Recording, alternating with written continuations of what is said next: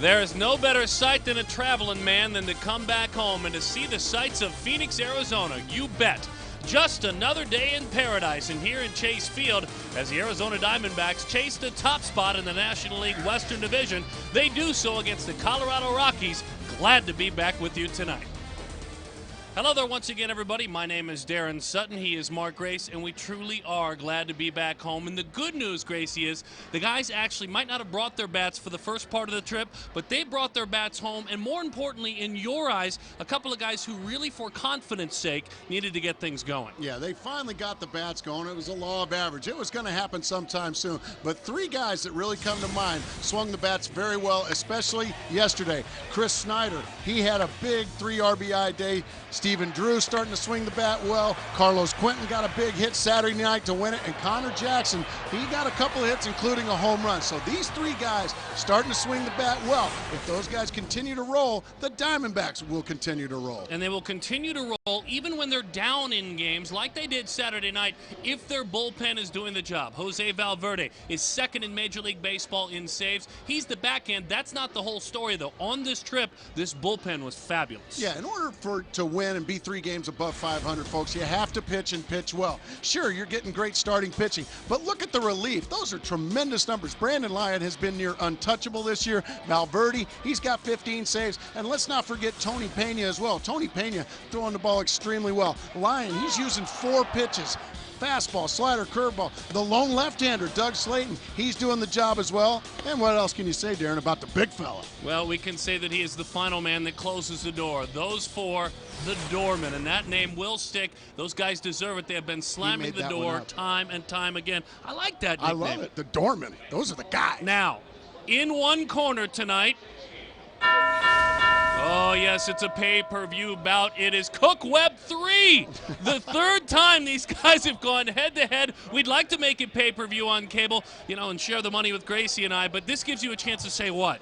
2 heavyweights going at it. Heavyweight sinkers. Aaron Cook, Brandon Webb. We're going to say it for the 3rd time this year. Infielders, beware. Ground balls galore from these 2 guys. There's no surprises with anything. Both teams know these guys. Both teams are going to go up there and swing at some sinkers. You're using the same bit that you used the first 2 times. Right. Very well done, partner.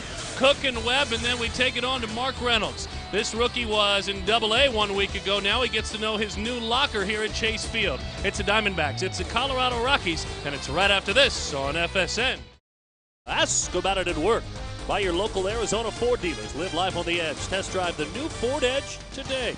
And by Gatorade Thirst Quencher. It's in the MLB. Is it in you?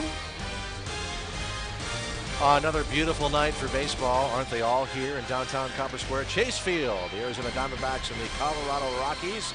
And Todd Walsh hanging out here, as always, in the Diamond Club. We talked about it on Diamondbacks Live, the pregame show. Darren Sutton just mentioned it a moment ago. One of the most compelling stories of this early season. Mark Reynolds gets the call up from Double-A ball with the injury to Chad Tracy, and he has certainly made the most of it. Remember, in Colorado, we saw him on his way to the major leagues. Basically, he admitted he didn't get any sleep the night before his major league debut, but man, he's hitting .467, 7 for 18, a home run. He has knocked in 5, and earlier today I had a chance to talk to Mark Reynolds, and I asked him, is he still walking around on eggshells, or is there a comfort zone now?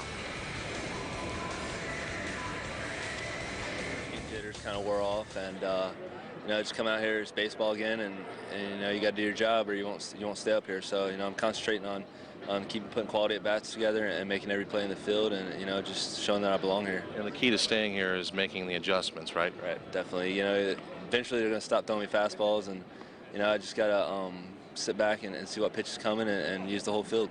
How about that first night of sleep? How good was it? Oh man, it was right after no sleep that night before. Right as soon as I hit the pillow, I was out cold, and woke up the next morning refreshed and was ready to go again. As Bob Melvin said, he's just not in awe. Not anymore. We'll take a break. A look at tonight's starting pitcher. He's 0-2 this year against Colorado, 3-3 on the season.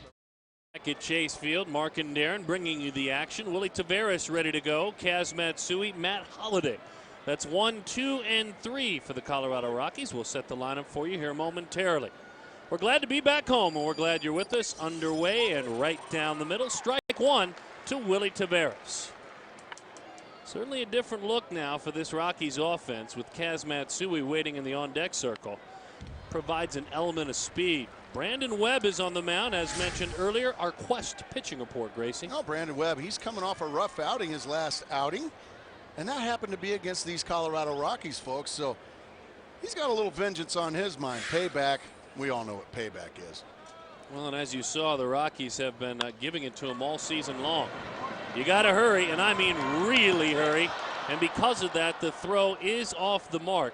This lineup already busy for the Colorado Rockies. Let's take a look at it quickly, if we can. Willie Taveras, Kaz Matsui, Matt Holliday. That's mentioned. Then Todd Helton, Garrett Atkins, Brad Hoff. The kids, Troy Tulowitzki and Chris Iannetta, with Aaron Cook on the mound. Hello, dog. He got it. He just threw it up the line. If Tony Clark can't come up with it, then it was a little awry, but that win is a base hit. The bad news is Willie Taveras, one of the best base stealers in the National League. I have a feeling he's not going to be at first base for long. Yeah, he has 10 stolen bases. Surprisingly, though, he has been caught 7 times.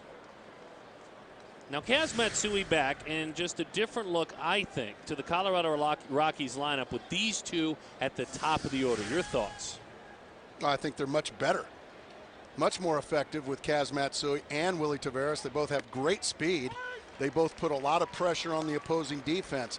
You'll see Brandon Webb now with Taveras on first base. Kaz Matsui is going to get a bunch of fastballs and a bunch of fastballs on the outer third of the plate. That is Matsui's strength. That's where he likes the baseball. So this is a good omen for the Rockies in the early going. It makes them a different team offensively. Bottom line, it just does. It's more threatening at the top. You know what Holliday and Helton can do, and if they're rolling, guys like Atkins and Hopp can hop in the mix. One player I think really changes this lineup, and Matsui was off to a great start to the season. And then on the 15th day of April, he went on the DL. Tonight's his first game back. That pitch misses away. 2-1 the count. And Taveras at first base just gives Brandon Webb something else to think about besides the mitt. And you see, Kaz Matsui, he was dying to get in the lineup tonight against the Cy Young Award winner. Big numbers. Boy, since coming over to Colorado, he has really settled down and settled in. New York wasn't his place over the last couple of seasons playing with the Mets. Matsui obviously off the first 2 weeks of the season to a .361 start, as we showed you. But in the final month and a half last year with Colorado, he hit .345. I mean, gaudy numbers with the Colorado Rockies. Runner goes. The throw is in time. Well, that's Darrell Cousins, the second base umpire. What a great throw by Chris Snyder. This was a good jump. Willie Taveras got a terrific jump on Brandon Webb, but Chris Snyder made up for that with a terrific throw. He may have got his foot in there, but Darrell Cousins said, I think the Diamondbacks got a bit of a break. Snyder's like, heck yeah. Chasing, and down on strikes goes Matsui, and all of a sudden, this is what we're talking about with those two guys on and threatening. Now it's a totally different world. Well, what a difference Chris Snyder has made in this top of the first inning. Here's the pitch. It's a high sinker. Matsui, very tardy, to say the least. How do you say that in Japanese, Darren? You've been boning up on your Japanese. How do you say tardy? Absolutely. My book, I had it, and I can't find it. We'll figure it out. We'll figure it out at some point. Here's Matt Holliday, right back to the mound, and it started threatening, and it ends very quiet.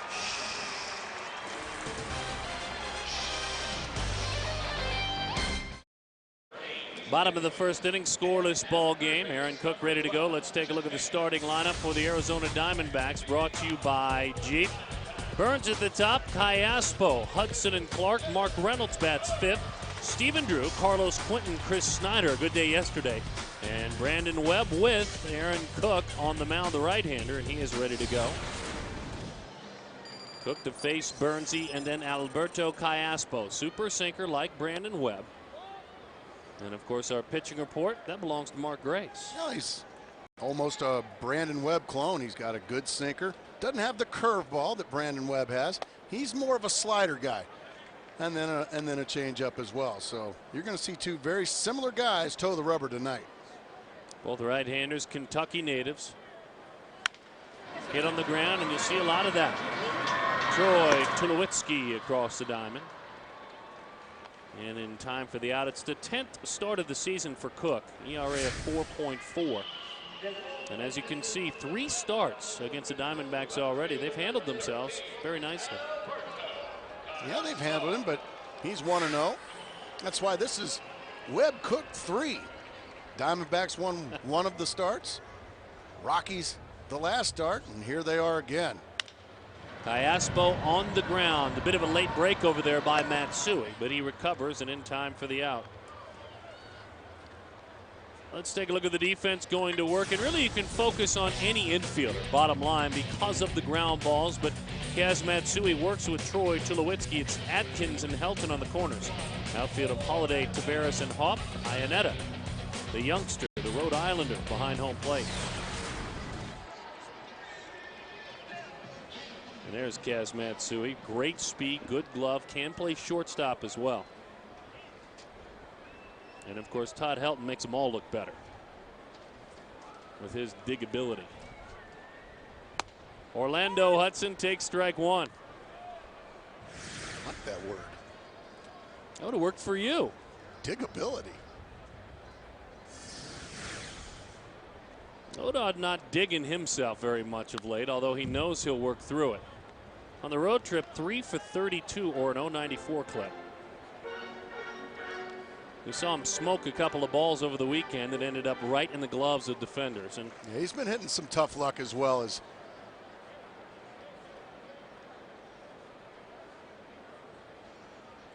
Pitches high, 1-2 the count. But one thing we've pointed out and we've noticed, though, Darren, his attitude hadn't changed a bit from the time he was just blasting the baseball in April to the time that he struggled here in May. He's still been the same good guy. That's a good compliment. Couldn't handle that fastball. The struggles continue. 1, 2, 3 go the Diamondbacks.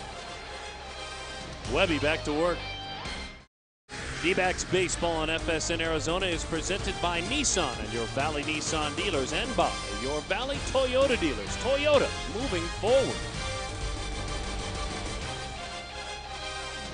Todd Helton to lead things off against Brandon Webb. Helton, Atkins, and Haupt. And both of these pitchers having no problem at all facing the minimum. As a matter of fact, a couple of them getting swing and misses, both of them, on high sinking fastballs. Orlando Hudson, Kaz Matsui, the second sackers couldn't handle it. Good pitch, a curveball over the outside corner, 1-1 the count.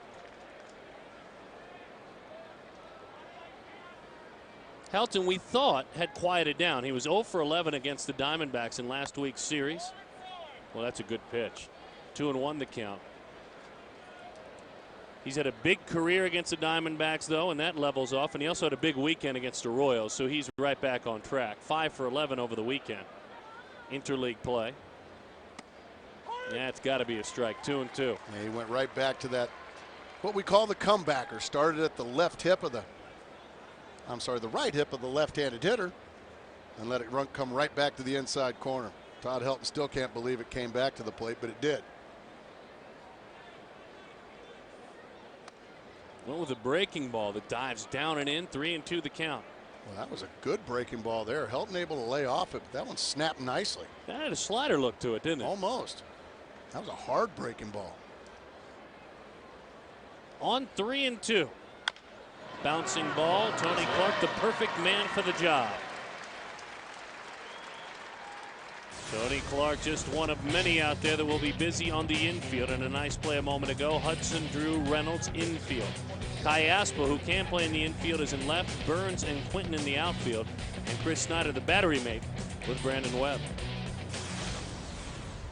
And there's Tony Clark.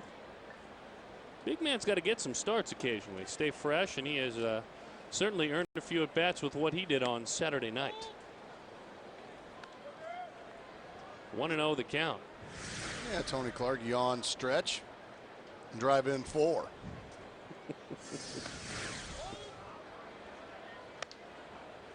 2-0 the count. I still marvel at that game. That was an amazing baseball game. Down 7-1. with an offense as he takes a low strike, but a strike nonetheless. And they chipped away, and you can always say, well, they're a grand slam away, but to hit a grand slam's another thing. They don't happen often. 2-2. And I asked you that night, and they have to prove it for the next couple of weeks, but can it be a springboard for the club offensively? Can it wake them up a little bit? Maybe so. Yeah, and the Diamondbacks have the starting pitching. Wow. Oh, mackerel, what's going on here? Atkins isn't going to like that. I don't think he swung at this, Darren. Do you? But you like to see him get a little help if you're a hitter. Doug Eddings, the home plate umpire, thinks so. Let's see. Well, maybe he did. It's tough to tell with that black back. Doug Eddings. Well, I don't think he went. I think Garrett Atkins has a good beef. But Brandon Webb will take it. Strikeout number 2 on the day. But boy. Lifted deep left center field. Going back, Cayaspo looking up, and it's gone. Hawp v. Webb continues to be a one-man show, as Brad Hawp has heated up his 5th home run of the year. I was talking to Todd Walsh on the pregame show. I said Brandon Webb might want to try somebody else in this lineup tonight because Hawp has hit everything he's thrown this year. Well, guess what? He went after Hawp. Hawp made him pay again. Sinker right down the middle. I mean, my goodness, that is center cut, folks. Bang! Once again. And the beauty of it, Gracie, again, if you're Brad Hawp, and the comfort you have against Brandon Webb, is if you attempt to pull that baseball, that is not going to be a home run. How he lays back so comfortably, waits for it to stop running, then drives it to left. You know, certain hitters just have your number. Obviously, Hawp loves exactly what Brandon Webb brings to the mound. That's 3 straight at bats, 3 long balls. 4 career home runs, 11 hits, and about a .320 batting average. Hawp against Webb. And you can see Brandon Webb still a little rattled by that. Troy Tulowitzki yet to see a strike.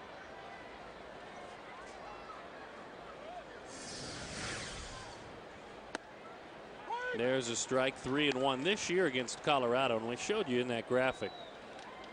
But a 7 ERA. Webb against these Rockies in 3 starts. Against the rest of the big leagues, 2.2 ERA. So it just hasn't been a matchup that has worked in the favor of the reigning Cy Young Award winner as he walks Troy Tulowitzki. And that was a pretty piece of hitting. Rockies finally at the bottom of their order have a little more order, if you will. With Tulowitzki and Iannetta back in, they're both really experienced doldrums about the 2nd and 3rd week of April. And it's not as if Chris Iannetta's 188 is, you know, going to pop you right off the page, but he's starting to hit enough to help. And Clint Hurdle and his staff think that the duo of Tulowitzki and Iannetta just need to be in there. And you may as well. I mean, the Diamondbacks, they've got a couple of youngsters hitting in the 180s, 190s as well. Runner was on the move. Didn't matter. Just have to throw it the long way. Webby touched up by Brad Hawp. The Rockies lead the Diamondbacks. Glad you're hanging out with us tonight. Don't forget, enjoy 6 games on the Inside Diamond level for just $240 with a Diamond level 6-pack. That's a discount of up to $90 over single game prices. Call 602-514-8400 to purchase tickets today. Miller Lite What's on Tap informing us about all that good stuff. Newly remodeled Inside Diamond level. In-seat dining, new concession areas, including Burger, as Tony Clark takes strike 1. That sounds doubly good. Crave, which features comfort food like mom's home cooking, the meatloaf sandwich, tater tots, fried macaroni and cheese. Azona Grill, upscale Mexican food. And Stakeout, Philly cheesesteak sandwiches. Ooh.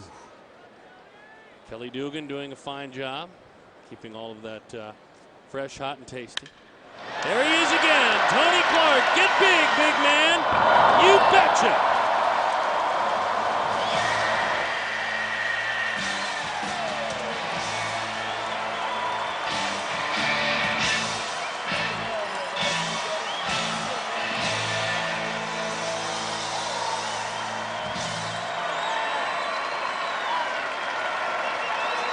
For that home run, Fulton Holmes donates $150 to the Central Arizona Search and Rescue Association. Boy, did he jolt that baseball. A thing of beauty. When he hits him, there's just no doubt about it. Way up the batter's eye, on a line, just picked out a sinker and killed it. Where would this team be without him? Oh, the big man just leaned on one, D. Watch how high off the batter's eye. Bonk. Funny how things work out, too, as young Mark Reynolds has the count even up at 1-1. Tony, in batting practice today, decided he was going to make a concerted effort to drive the ball hard and a long way to left, the opposite field, which for most, hitting opposite field home runs in batting practice, that's a tough thing to do, even for big leaguers. I never tried to because I couldn't. Tony was hitting no doubters to left.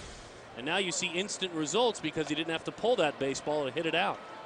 Well, that's a guy that's honing his craft against a pitcher that he had absolutely no success against prior.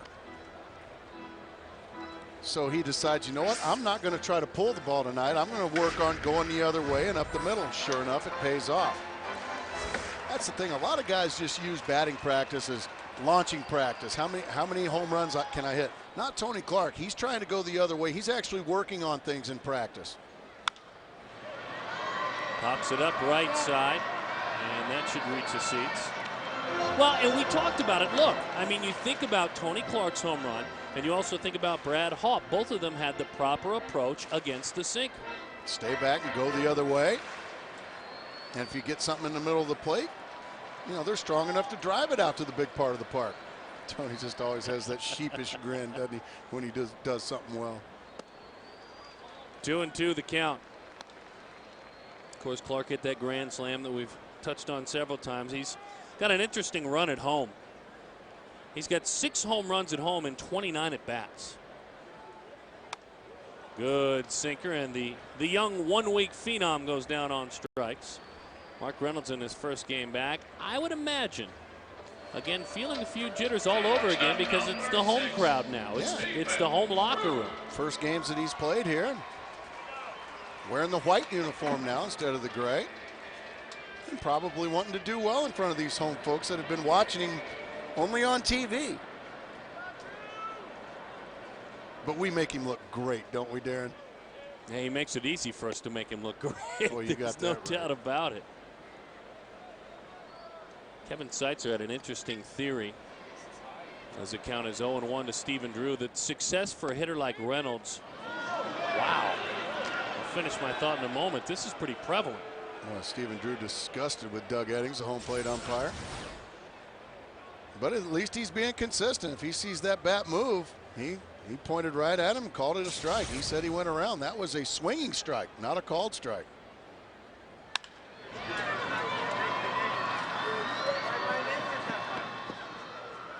That one pulled, which is what you don't want to do against a sinker ball pitcher. Let's go back and talk about what you do want to do. First Tony Clark against a sinker ball pitcher, then Brad Hawpe. Yeah, you don't want to try to pull it like Stephen Drew. Take a look at this pitch.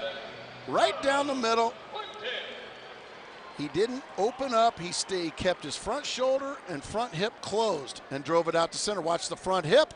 Stays closed. That front shoulder drives right through it. Brad Hawpe going the other way. Good stuff. That's how you approach a sinker baller. You don't fly open and try to pull it. I mean, these are guys that just don't give up home runs very often anyway. Cook has allowed now 4 on the year, and for Webb, a bit uncharacteristic, 6 home runs allowed. And that makes him basically human. That's all that does. Popped up on a breaking ball. Melton says, I've got it, and he does. Guess who else has got it? Tony Clark, he's certainly, he's got it.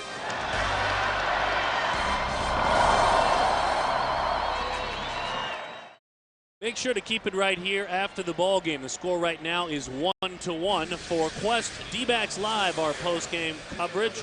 Brandon Digger will host. Of course, Todd will have insights from the locker room, from on the field with the heroes from tonight's game. Gracie and I will, well, I don't know if we'll even spice it up enough. It's such a good show without us. But hang around and hopefully cover a Diamondbacks victory.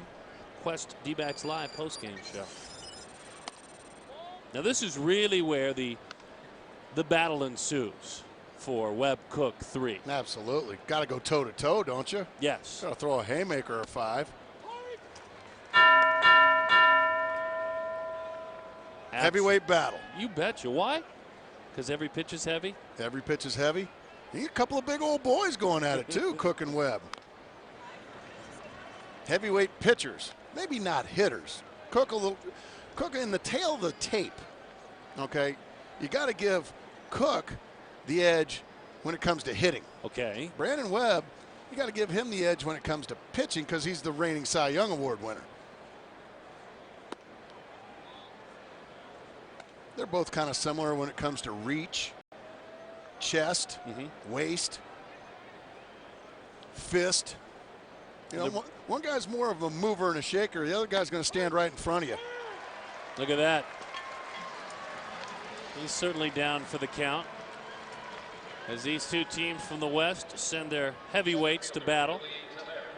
Let's look at what's going on in the National League Western Division. You can see the Padres and the Diamondbacks and the Rockies. I'll tell you, the Rockies have got to be considered one of the more disappointing teams with what was expected in the big leagues. I agree, and I was one of the people, Darren, I think you were right there with me, that expected more from these Rockies. They have, or had, what I thought coming into the season was one of the better bullpens in the West, and I thought they had a very good lineup. These guys in the lineup are good hitters. Well, Matt Holliday, he certainly hasn't disappointed, and neither is Todd Helton. They're the face of this franchise, but there has been some guys that have really struggled. Garrett Atkins just hadn't gotten it going this year. Matsui's been hurt. Tulowitzki and Iannetta, two rookies that they were really counting on, haven't hit their stride. There's no chance. That's a great effort, but that's 2 infield hits for Willie Taveras. And Willie Taveras, since the start of the 05 season, has more infield hits than anyone, and I mean anyone, in the big leagues. You know, Drew did everything he possibly could. He really made a good play, but that's just too much speed. Willie Taveras. Here he goes.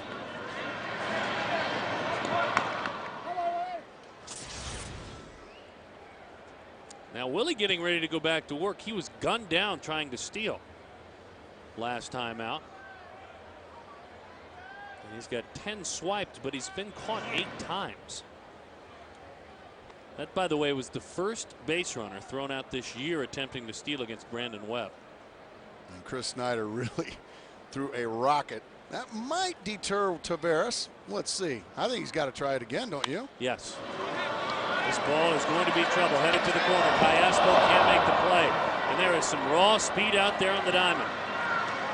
Coming around to score easily with the double off the bat of Kaz Matsui. And it's 2-1. Colorado leads it. Again, give credit to a hitter in this ball game for waiting on a pitch until it stops diving and then taking it the other way. That's how you have to approach Brandon Webb. Brandon Webb's going to have to make some adjustments. That pitch stays up and out over. That's what you do with it. Cayaspo filling in for Scott Hairston, who couldn't answer the bell.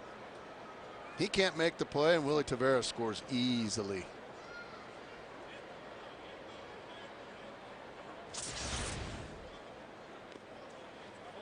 Isn't that interesting? I just was thinking, and we see one there, a changeup. I was just thinking we haven't seen, outside of pitching to Helton, many changeups or many curveballs tonight from Brandon Webb. And that's what happens with Webby sometimes. He gets a little stubborn with that sinker. He forgets he has 2 other very good pitches. I think now he realizes, you know what? These Rockies have seen me quite often, either spring training, games. That's well struck. That's shy of the track, though. Matsui heading toward third, and he's in there with a slide. I think he realizes I'm going to have to mix it up against these guys. They know me way too well. First baseman, Todd Well, there you go. And when you're within your own division, you're going to see the other team a lot.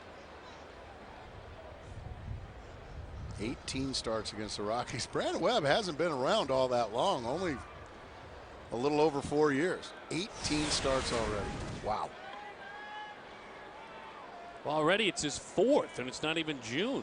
4th of the year. Man. There's a curveball, and it's thrown to Todd Helton. Right now, Brandon Webb's got a choice to make. Does he want Todd Helton, or does he want a piece of Garrett Atkins? My answer is Garrett Atkins. Todd Helton's hitting 127 points higher than Atkins. 367 and a left-handed hitter, or a 240 hitting right-handed hitter. Elbow underneath that one, 2-0 the count. I mean, do you take a few shots? Do you consider just throwing the 4 up and putting them on? I think Brandon Webb is going to try to get Todd Helton to chase something out of the zone. Yeah, this is pretty much a pitch around, and I think this is the right thing to do. Will it work? Well, you hope so, but right now I'm not messing with Todd Helton. Now they're going to put him on. You just run the risk if you try to get him to chase a breaking ball, and you don't do that, that you bounce it and goes to the backstop, and it's 3-1. And that's where you have to trust Chris Snyder behind the plate. He did have to block a breaking ball. The first pitch was a breaking ball in the dirt. He blocked it nicely. You have to put all your trust in your catcher when you decide to pitch around. That time Chris Snyder came out smelling like a rose.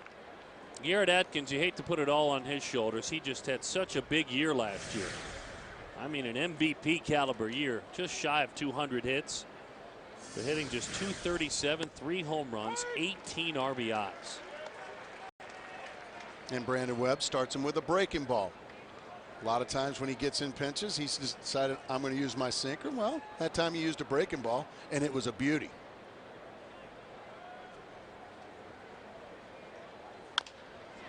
And it makes the sinker that much more effective. The inning comes to an end. But not before Kaz Matsui doubles in a run and gives Colorado the lead. The score, the Rockies lead it. It's time now for the U.S. Airways Get on Base, Get Big League Miles contest. All season long, U.S. Airways gives away 1,000 frequent flyer miles for each D-back that gets on base this inning. If the bases are loaded, then the miles they double. Today's contestant is Vincent Abruzzese from Goodyear. U.S. Airways, fly with us. Wow, you're good. You are something else with the names. Yeah, I had a little help. Did you? Yes.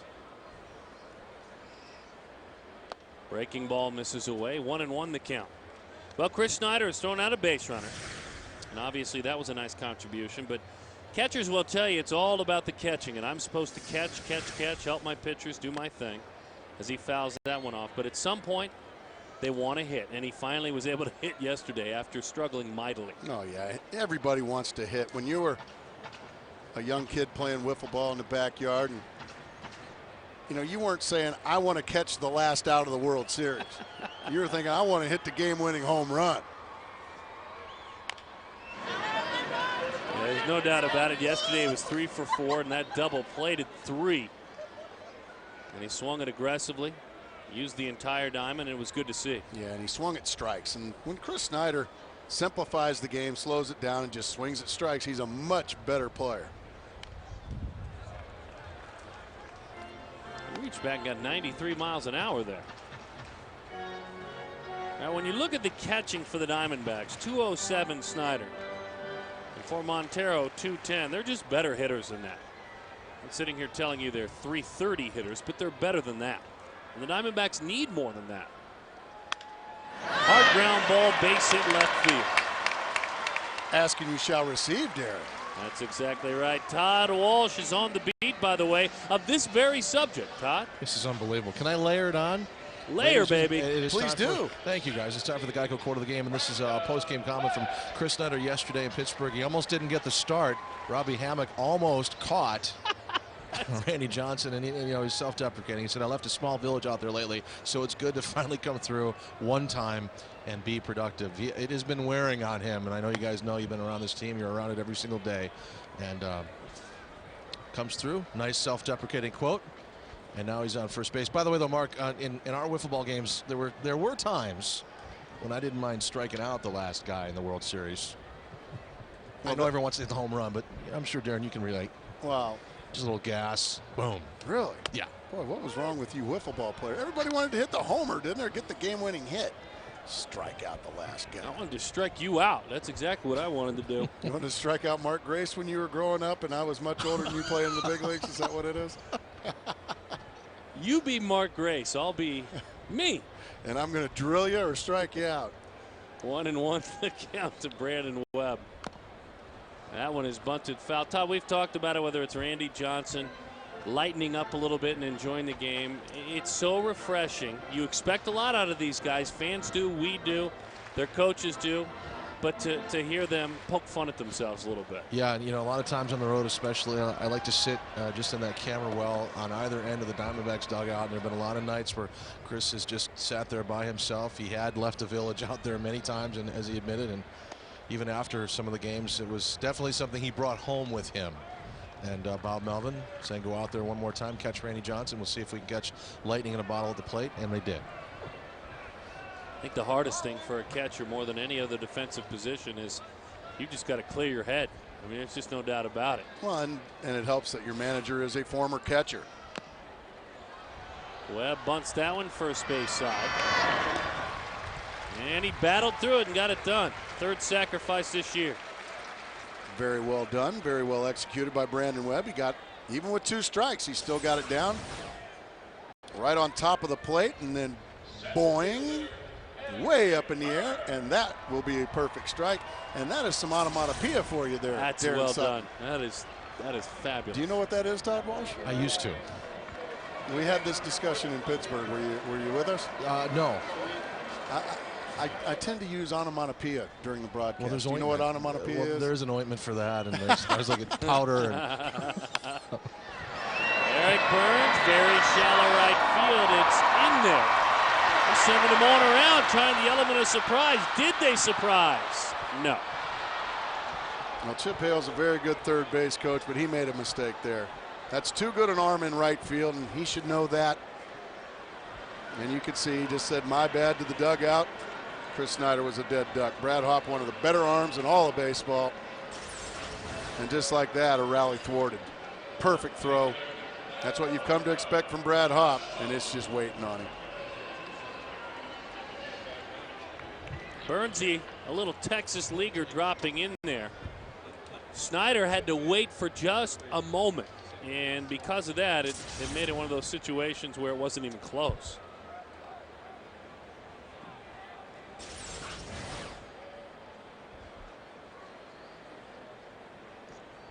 Well, I also think Burns probably thinks he should be on second base. That's one where if you take off there, maybe you can get the first baseman to cut the baseball and throw you out at second and get the run. And if he lets it go, the out's at home, but you're standing on second base. So I think that's what Burns was upset about, that he's not on second base right now. 1-0 the count to Kai Aspo. 92, 93. Cook sinkers pretty hard. Yeah, he's throwing very hard tonight. He usually hangs around the high 80s, low 90s. Now he's starting to get it into the 93, 94 area. That's a lot of sink, a lot of heat on a sinker. You can't pull that baseball. In an inning that started with a lot of promise, ended very empty.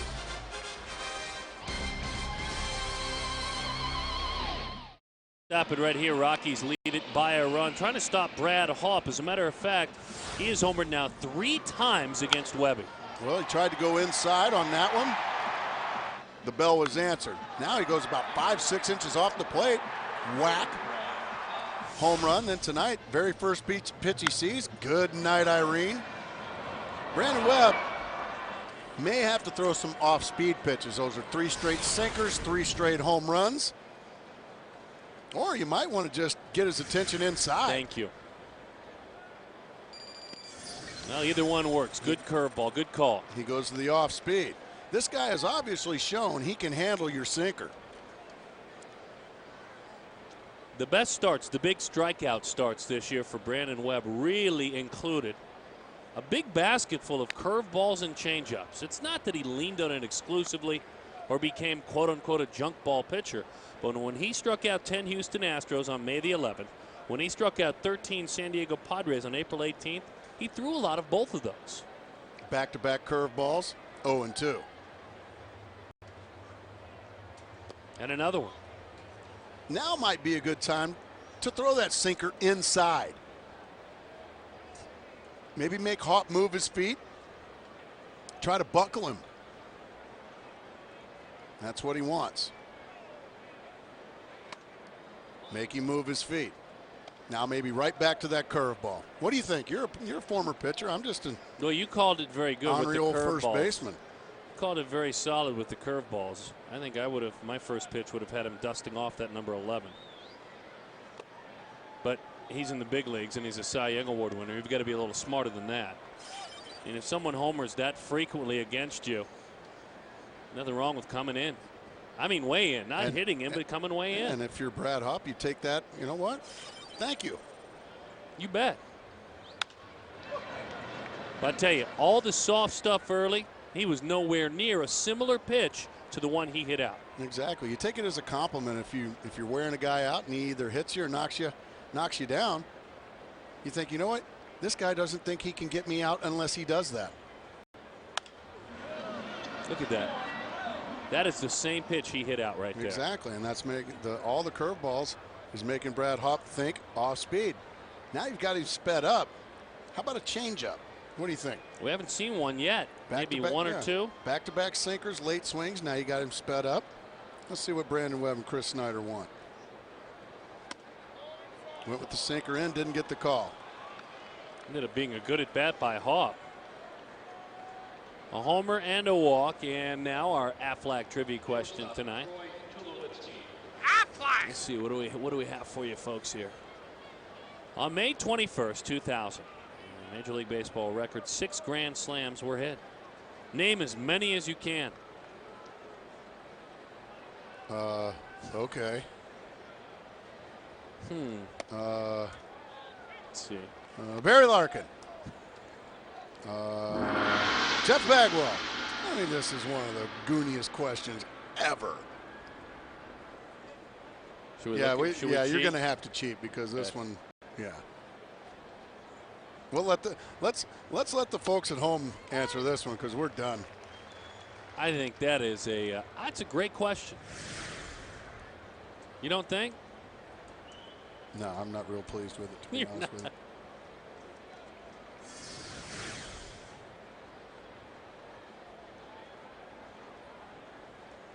I'm just going to be online, so if you'll Yeah, watch you the want me game to for just me. do the game? Like the other night when I was looking up the rules and the rainouts. Yeah, you left me on my own there for a little bit, damn it. That's no problem. Here's the 1-1 to Tulowitzki. Nice. Curveball. See how easy and it a is? beauty. See this? You know what? You can take a few innings off. Go ahead and look at What your was that computer date there. again? May 21st? All right. Go ahead. I'm with Gracie's you, got folks. it covered. I'm with you. That's Darren Sutton, my so able partner. Goes online. Brandon Webb's going to come to the belt, and he's going to throw over to first base.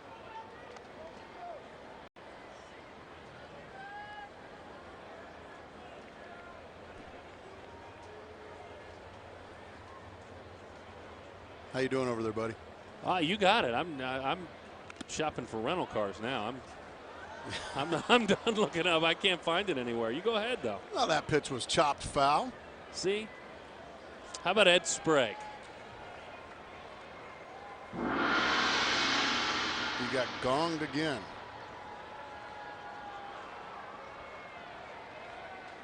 Troy Tulowitzki was a guy that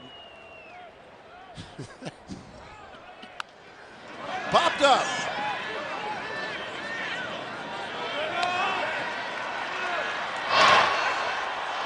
Oh, wow. Mark Reynolds almost got Brad Hop napping there. Easy pop up for some reason. He didn't know where the ball was, he being Brad Hop, the runner at first base. And watch the presence of mind. Strong throw over. Tony Clark was called off the bag, but I think you'll see that first base umpire Dana DeMuth missed that call. That's right, Gracie. There's the pop up. Good decoy there. Oh, you're back? No, I'm doing color now. Well, the first pitch breaking ball to Chris Iannetta is upstairs, ball 1. That's right. How you doing over there? I got this. I'm going to guess Steve Finley. Bouncer to short. There, get one, and that's a double play. Art Grace, ladies and gentlemen. Wow. Take us to break. Let's go to break. Going to the top of the 4th. 2-1 Rockies. Yes. 2-1 the score. The Rockies lead the Diamondbacks. Gracie giving way now, letting me grab hold of the steering wheel for a moment. May 21st, 2000, grand slams were hit by Garrett Anderson, Sean Green, Adrian Beltre, Brian Hunter, Jason Giambi, and JT Snow, a major league record. I can't believe you didn't know that. And of course, Tony Clark hit a big grand slam. He didn't hit one on that day, though, so he was left off tonight's trivia question. 1-0 the count.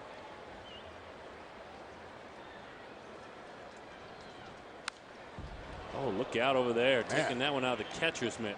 Orlando Hudson extremely tardy on that swing and scattered our cameraman down there in the third base dugout. 1-1 the count. He's feeling for the baseball a little bit, isn't he? I don't think there's any question. I think when you're going good, you can just see the ball and hit the ball, and you can tell right now Orlando Hudson's thinking a little too much at the plate. And that happens when you're struggling. You start thinking of all kinds of things. Are my hands in the right spot? How about my feet? You know, that's a pitch that Orlando Hudson, we've seen him just hammer it many times. Sinker right down the middle. Let's take a look at the side swing. The swing's good, but it just beats him a shade. That's a good swing. And you can see, golly, he says. 3-2 the count. It's got to be one of those things, and he has played every day. He's had an at-bat every single game where your body starts to fight you a little bit. And doubt starts to creep in. There we go. That'll help, although, again, he's retired. That's just bad luck. That's just terrible luck, and we've seen a lot of it from Orlando Hudson. I mean, he's thinking right now, what do I have to do to get this going? I mean, that was a bullet right off the fanny, it looked like.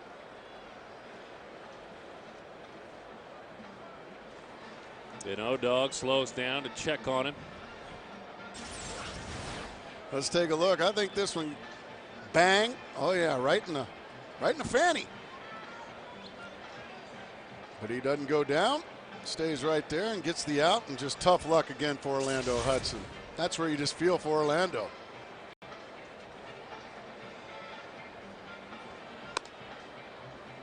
That one got him good. Let me ask you this: your derriere, as far as a pitcher, is that important? As far, you know, if you get hit right in the bottom of your fanny, I mean, does that affect your pitching at all? No, I mean, it'll tighten up and it'll hurt, but you got to pitch hurt some days. But you can drop and drive still. Yeah, you bet. Okay. You bet. Some days, heck, you warm up and your shoulder hurts or your elbow hurts, and you pitch through it. You got to pitch through it. I think he'll be just fine. And of course, that's a 7 count. Yeah, you got a standing 8 count there. Oh, did they go with a standing out? It's standing 8 count? Yeah. I like it. And on the judge's card right now, they've got Aaron Cook. He's won 2 rounds. Brandon Webb has won 1 round. Really? So right now, if they stop the fight, you'd have to say Aaron Cook wins, but Big Tony Clark might have something to say about that. Should we go down to Harold Lederer? Yes. Harold? 0-1 the count. Have you ever heard Harold Lederer? That's right, I've got it. The styles are clashing, but I've got Aaron Cook doing way more busy. Much busier than Brandon Webb. I've got it 3 rounds Cook, 1 round Webb. Are you a fan of the sweet science, the fight game? Oh, I love boxing. Love it. Have you been to a fight in person? Yes. You? No. Been to a few baseball games in my life. I like the UFC, but I am a big boxing fan. Absolutely. You like the UFC, do you? I like all that stuff. The pride fighting. How about wrestling? Professional wrestling or amateur wrestling? I like lucha libre. You mean Nacho Libre? Nacho Libre, that'd be Jack even Black. better. Yes, I used to like I like the amateur wrestling, and I used to follow the professional wrestling. Not much anymore. The Undertaker. That's a big wrestling fan right there. Has to be. Here's Mark Reynolds, struck out back in the second inning. Gives that one a ride, left center field toward the gap. He just keeps on finding a way. Big Tony Clark is stopped at third, a double for Reynolds.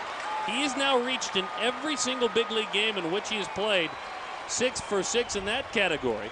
That's his 8th major league hit and his 2nd big league double. And he just hit a rope, a sinker in the middle of the plate. I mean, center cut again. Bang! That's what you're supposed to do. In the gap, Willie Taveras, one of the faster players. He can't run it down, but credit him. Plays the carom nicely. Big Tony Clark.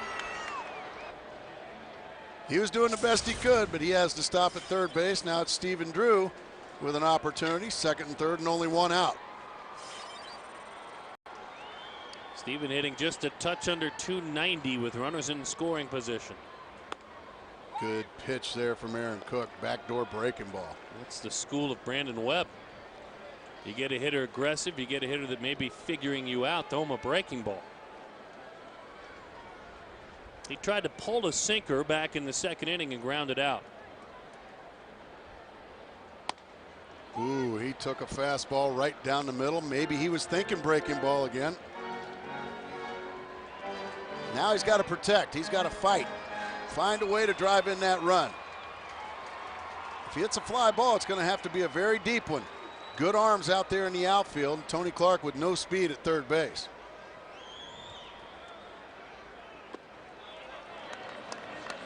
He did not go around. You've got to be careful. Doug Eddings twice tonight has rung up hitters very quickly.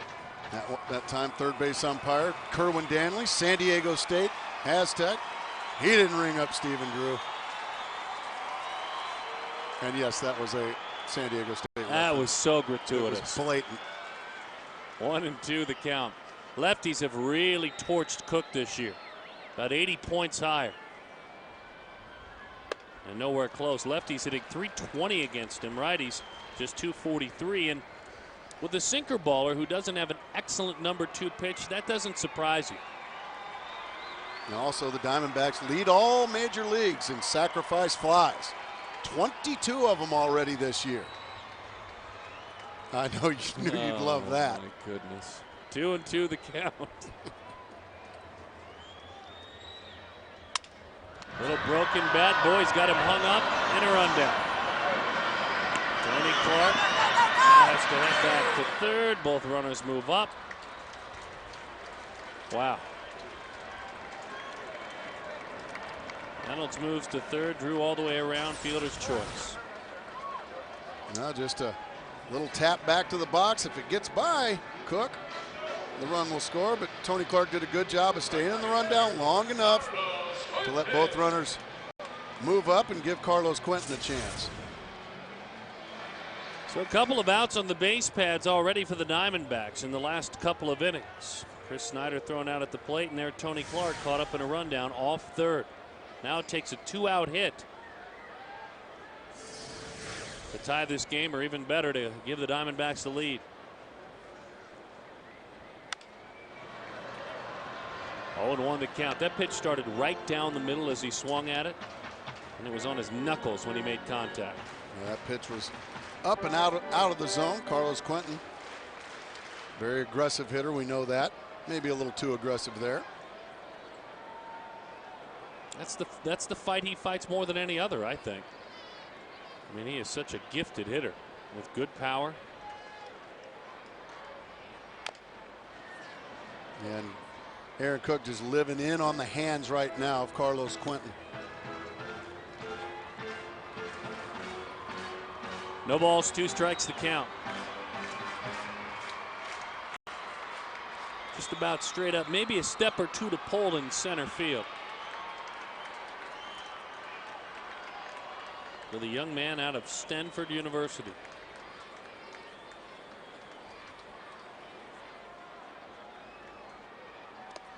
Well, what a play by Iannetta. What a play by the young catcher. Terrific play.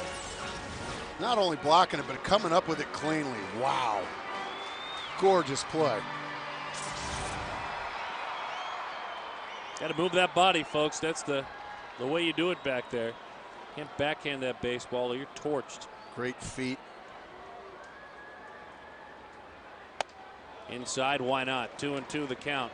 Iannetta, pretty good catching school, North Carolina. A guy like B.J. Surhoff went there. Went down south to North Carolina from Rhode Island. He said it was culture shock initially. But he was proud to carry on the catching tradition there. They pride themselves in developing good catchers. Breaking ball, fly ball. Deep left center field. Warning track, wall, out of here.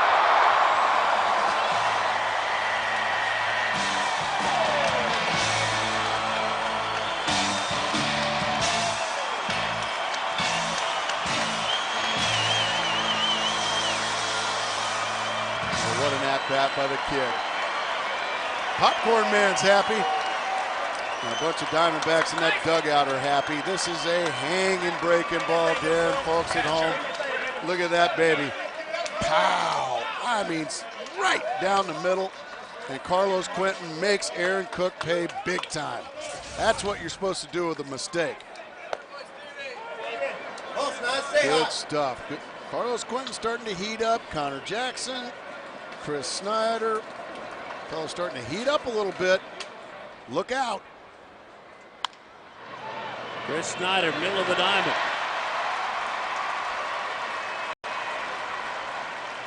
And Chris Snyder is 2 for 2 tonight. He has 5 hits in his last 6 at bats. Quentin, by the way, picked on a poorly executed breaking ball, as you mentioned, after it had been in. By the way, with that home run by Quentin, Fulton Holmes donates $150 to the Central Arizona Search and Rescue Association. Well, that's got to make Carlos Quentin feel fabulous. 3-run homers always make you feel good, but especially when you've been struggling. Got a big hit a couple of nights ago, provided a game winner, and then a huge hit right there after Stephen Drew had struggled. But Carlos Quentin coming through big time, folks. Get your drink of water, kid. You earned it. Bang.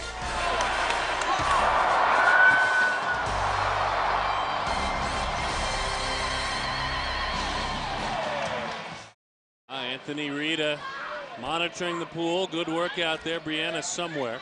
By the way, welcome back. Fans Quest wants you to experience the ultimate in Diamondbacks baseball. Enter the Quest Home Field Advantage Contest. Win dugout tickets, go on the field for batting practice, and much, much more. Quest brings more D-backs into your life in more ways than ever. It's pretty dramatic stuff. I like that. As was the home run. He had bullied him in, and then went with the breaking ball. He didn't want to hang it, but after tying him up in, he flipped one up there, and boy, he probably wished he could reach out and grab it as it left his hand. Aaron Cook got beat with his by far second best pitch, and he'll be kicking himself over that. But there's still a lot of baseball left to play, and the Rockies, well, they've shown they can handle Brandon Webb. But now Brandon Webb pitches with a lead, and he's usually very good at that, pitching with a lead. Well, we continue to watch how Webb attacks outside of the pitcher, obviously. How many breaking balls he throws, changeups as well. That one is high, 2-0 the count. Aaron struck out back in the 3rd inning.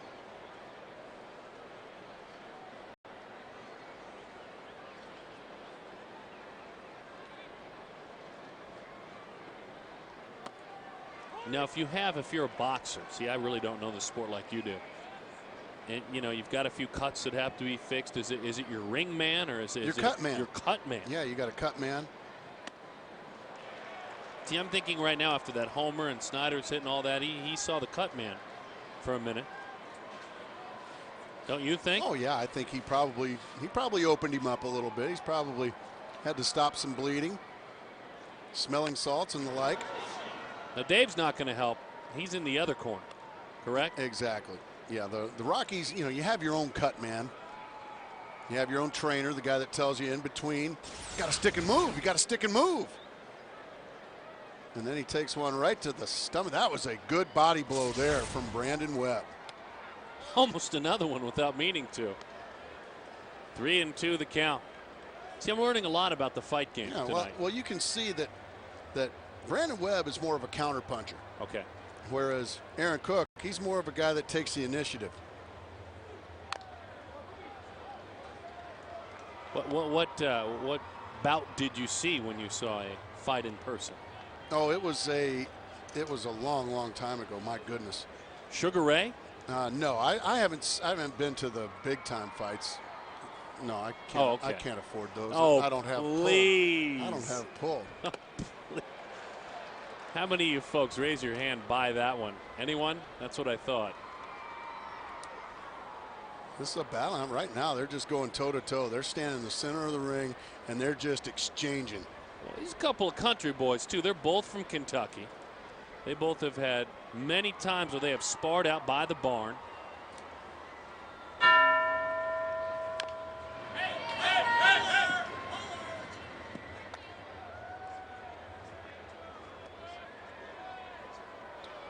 Three and two the count. Yeah, when I went, it was a long time ago in Los Angeles, the Olympic Auditorium in Los Angeles. They had fights there all the time. Pepino Cuevas was the headliner. Oh boy. That's an uppercut right there. And a big right at the end of round 5. Friday night, get a look around the big leagues with FSN Baseball Report. We're covering every team all season long with highlights and interviews and analysis that you won't get anywhere else. It's the FSN Baseball Report Friday at 6 right here on FSN Arizona. The Olympic Coliseum. Yeah, they used to have like really good cards there. Here's Willie Taveras. Now, card is that the matchups? Is that what that means? Well, there's more. There's the main event. Pepino Cuevas was fighting, and he was the main event guy. But there was about 5 undercard fights. Usually, in the boxing world, you call those guys tomato cans.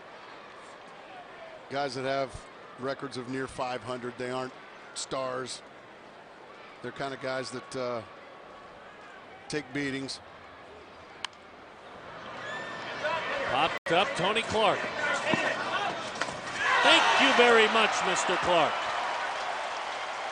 What a great play. And using another boxing term, reach. Mr. Clark has a long reach. And he's going to show you that reach right here, folks. Knows exactly where he is on the field, the concentration, and the reach. Great play. And when you're a pitcher and you get a play like that behind you, got to remind yourself to say thank you. Clearly say thank you very much.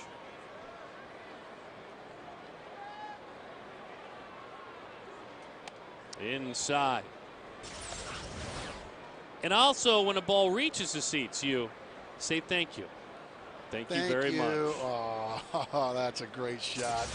That is great. Father said, say thank you, and he certainly did. I mean, he great. belted it out, too. Neat. Micah Owings was the giver. Oh, that was great. From one little gentleman to another gentleman in the uniform down there, Micah Owings. 2-1 the count.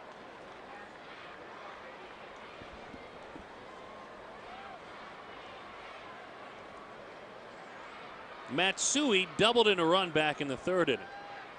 And he struck out in the 1st on a pitch up and out of the zone. Boy, look at the life on that one. There he is. He's got that ball. Dad wants it. No way. It's my ball. My glove. Look, I already said thank you, Dad. Let's back off. Yeah, it's my bottle of water. You drink your beer. I'll take care of this. With a little defense behind him, Brandon Webb says thank you. Thank you very much. Full-side fun, only topped when you're at a ball game. It's time for SRP's Hits for Kids. For every Diamondback that gets a hit this inning, SRP will donate $100 to Teach for America. That's a charity educating kids in low-income families, a very good thing. SRP delivering more than power. Sweeping breaking ball misses away to Eric Burns. Some goodies. Goodies. You just keep your eyes off that pizza and Mickey D's, pal. Wow, what a combo that is, huh? McDonald's and pizza all in one place. I'm envious. I got to admit, I'm a little jealous. That's heaven on the 7th floor, baby. 1-1 the count to Burnsy.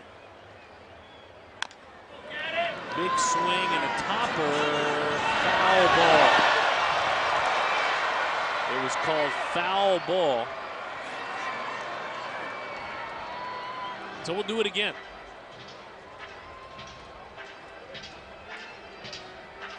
Throw it into the seats. Burnsy was running hard. Let's take a look at. That's clearly a foul ball, and then just in case. Whoa! I knew you were going to say Good that. night. I knew that was coming. Talk about airmail in one. Garrett Atkins gets a freebie, I guess you could say, a mulligan, a do-over. You know, maybe if you're Garrett Atkins and you're going through what he's going through, he might have heard foul ball and said, here it goes. This will help me get a little vent out. I was going to launch one. Meow. 1-2 the count on Burnsy. Grounded out to short, single. We'll do it again with a 1-2 count. Eric had a nice road trip. He's had a nice month overall. 328 in the month of May. He had 306 on the road trip. Eric wants that garbage picked up on the field. I don't blame him. Garrett Atkins going to come pick it up, put it in his pocket probably. Put it in your pocket, Garrett. Atta boy. I mean, that's a large grocery bag. Yeah. How does that make its way onto the field? Thank you. I was just about to say. Who's sneaking in grocery bags? High bouncing ball. He's got another chance. Look at that. Right on the money when it counts.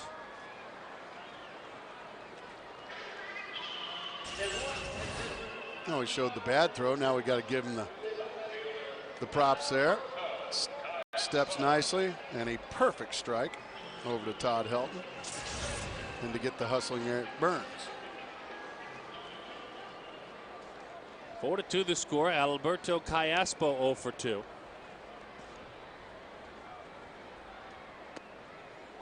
First couple of weeks into the season, this young man was hitting right at 300, and since then he has fallen off badly. 7 hits in his last 54 at bats.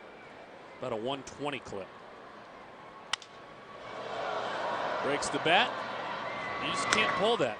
That's 3 times tonight he has rolled over to second base, and that's exactly what Cooks wants you to do, and that's what he does to your bat as well. Yeah, you're playing right into Aaron Cook's hands when you try to pull sinkers. Let's take a look. This pitch is out in this area, folks, as you can see. And if you try to pull that pitch, you are a dead man. Look at the front hip was wide open, the front shoulder wide open. And that's going to lead to that result right there. You're going to just pull a little easy 12 hopper to the second baseman. Now Hudson hit a BB last time up. Yesterday he hit 2 bullets right at defenders in Pittsburgh. We found him yesterday after he was totally robbed of what should have been a sure base hit, laughing, poking fun at himself. I wonder if he's still at that point. Yeah, it becomes unfunny after a while. You bet. He hit one off the backside of Cook as hard as you can hit a ball. And Cook recovered. To his credit, he recovered and threw him out. But right after that, he gave up 3 runs. So maybe the sore backside did have a little something to do with Aaron Cook. I think you're on to something, Mark Grace. Do you? I think you do. You have nailed something right there. Because Hudson nailed something. Yeah, well, one thing you'll understand, Darren, this isn't guesswork up here. No. I understand that. It's I've big learned league that. analysis. You're not going to get that. You're not going to get that stuff on other shows, folks. 1-2 the count. He doesn't chase the breaking ball. He's still pitching him with respect, no doubt about it. Lodog 0 for 2 tonight. He was 3 for 32 on the trip. Ouch. That's a tough trip. He's having good at-bats, though, Darren. Once again, 3-2 count. The last time he got to 3-2, hit a bullet right off Aaron Cook, ended up being out. Once again, though, he's doing a good job at taking the balls and swinging at the strikes. That one got a lot of home plate, attempted to pull it, and in time for the out. The struggles continue. 1-2-3. Go the Diamondbacks. D-backs baseball on FSN Arizona is presented by Chrysler, your Arizona Chrysler dealers, and by Pennzoil. Not just oil, Pennzoil.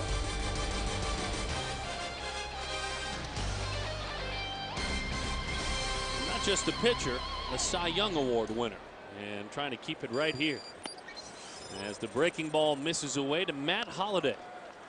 Grounded out and walked tonight. Or I should say grounded out and flied out this evening. And has been big against these Diamondbacks this year. Off speed as he takes that one. 1-1. He's been big against everyone, though. Yeah, this guy can flat out hit. Oh, my. Change up, then the breaking ball to jump ahead 1-2. Get a little sweat. That'll make it sink more. Bet your bottom dollar. Except for he threw him a curveball, and he swings right over the top of it. In time for the out now. Are you allowed to go to your forehead when you're on the mound? Are you allowed to do that? Go to your forehead and get absolutely some without wiping? Yeah, absolutely. You got to take your hat off. You're sweaty. It's hot. Nice pitch there. Holliday way out in front. But you're allowed to do it without wiping? Sure. You just can't go to your mouth. That's exactly right. Well, that's just not a strike against Todd Helton, and almost anybody else it would be.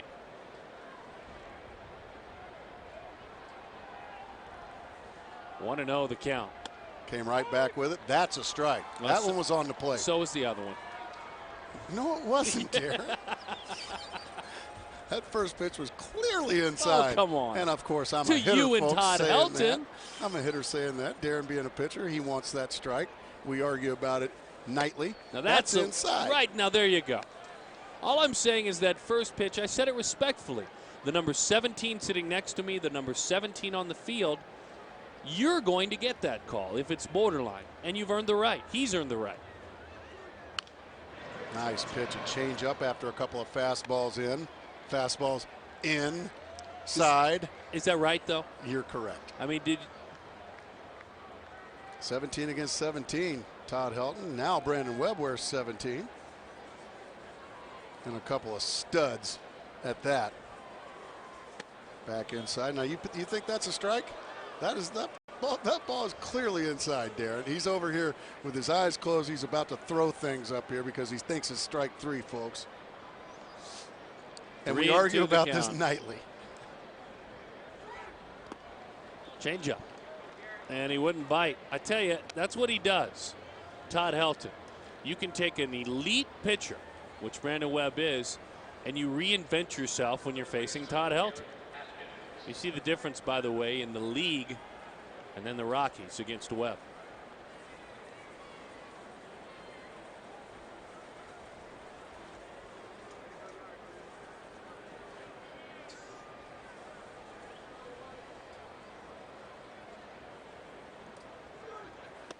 You know, Helton's out there at first. I was talking with him the other day, and to me it was the ultimate compliment to you.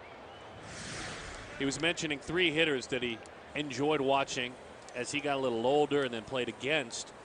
Rod Carew, Don Mattingly, and Mark Graves. Boy, thank you. That was very flattering coming from Todd Helton. And as much as he's accomplished, and I watched him, and I'm going to tell a behind-the-scenes story, folks, whether he wants me to or not. Gracie, that is. If Helton didn't want me to, I wouldn't. But he approached you the other night in Colorado, said hello. I remember that. Made sure that I hollered ahead as that one is rolled. There's one. There's two. He later said that all I wanted to do was just say hi to Gracie because I get too nervous to ask him anything else. I still respect him that much. Wow. It's good stuff. Well, thank you. For our game summary, chicks dig the long ball, and so do managers, especially if they're hit for your club. Brad Hawk, Tony Clark, 1-1 was the score at that point, but then on a hanging breaking ball, a 3-run shot, Carlos Quentin. And pitchers, they're giddy with joy when you support them. There's no doubt about it. Our Sonic game summary, as you can see, some of the heroic efforts tonight for the Diamondbacks and the numbers. And there is Big TC putting it on the ground. Todd Helton. And in time for the out. Brandon Webb tonight, really, I'll tell you, he battled through it, but he's settling down a bit more, isn't he? Well, we said it earlier in the broadcast, Darren. Brandon Webb, one of the better front runners in the game, and I don't mean a front runner like you who likes all the good players and good teams. Anyway, a front runner meaning he really pitches well with the lead. And ever since the Diamondbacks got him that lead, back-to-back easy innings, now we're getting into the late part of the ball game. Yes, he did, says Doug Eddings to Mark Reynolds. Last time up, Mark Reynolds smoked a fastball into the gap for a double. First pitch breaking ball there. Let's see if Cook stays with the off-speed stuff. That's something that you see him tap to short. That's something that me and Todd Walsh talked about in the pregame show, that Mark Reynolds is going to have to start adjusting. He's not going to just see fastballs all the time like he. But you get a breaking ball, tried to pull it. There goes another bat shatter. That's going to be adjustments he's going to have to make up here. He's proving to all the advanced scouts and to the Colorado Rockies and Pittsburgh Pirates that he can hit fastballs. So he's going to have to learn to hit those off-speed pitches now. Word travels fast, and video equipment travels at lightning speed.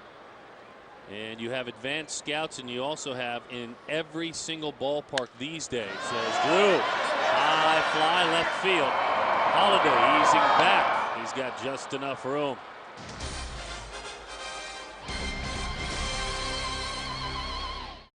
Back here at Chase Field. In fact, we are hanging out here at the Futures Field at Chase Field. In fact, behind us, the Horizon High School, the state champs, are taking some BP with the wiffle ball. I got to get back to that in a moment. But guys, tomorrow night and the next night here in innings 1 through 5, we will have a camera stationed here from FSN Arizona as we continue to look for contestants for the Summer Smash Hit. Which way for Orlando? The bottom line is this: you have 30 seconds of FaceTime. You got a chance to win a pair of tickets to a Diamondbacks game and be a contestant on which way for Orlando. So show up here the next couple of nights, innings 1 through 5, hang out, look into the camera, and just lay it all on the line, guys. That's the bottom line as we continue to troll for people that will join us on our Diamondbacks Live pregame show. Which way for Orlando? It is back. Hey Todd, didn't Darren try out earlier? Yes, he did, and I don't know if you saw it, but family and friends and people that are employed by FSN Arizona or the Arizona Diamondbacks or Major League Baseball, they're not eligible. Well, my partner's still very upset about that. I know, and he dropped a Jim Gantner on me, of all names. You told me after about the rule, by the way. I mean, that was brutal. There's a strikeout. How about that there?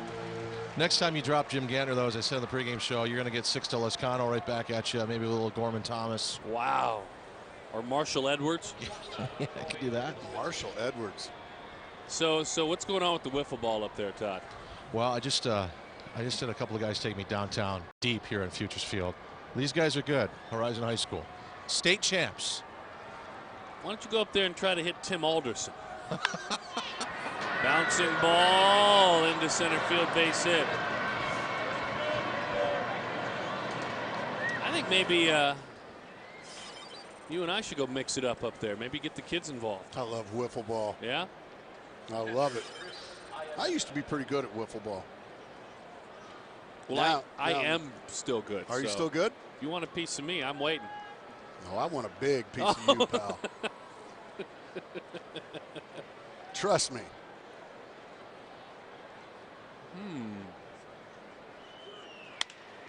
Hot shot and into center field again. Now 2 hitters, and the babies in this lineup are showing you how to hit a good sinker ball pitcher. Tulowitzki and Iannetta right through the box, both of them. Right through the wickets here. There's a hot shot. Bang! Look out, Brandon Webb.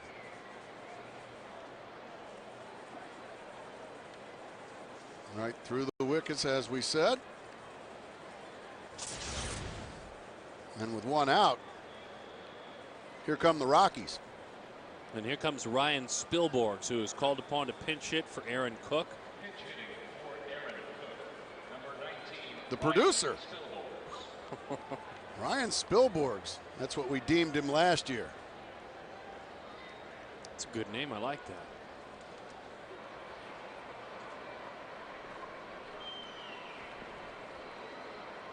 Numbers on Cook.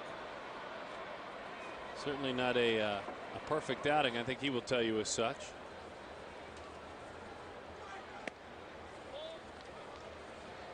Well, one thing about Brandon Webb, when he gets in trouble, when he gets a couple of guys on base, he's always 1 pitch away from that big double play ball.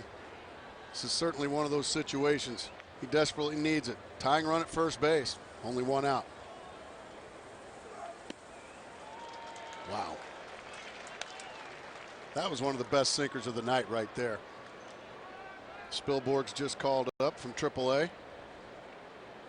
Sinkers down there just aren't quite as good as the ones up here, are they? No, because if they're that good in Colorado Springs or Tucson, then they quickly have the right arm move to the big leagues. Curveball bounces in there. Nice job, Chris Snyder.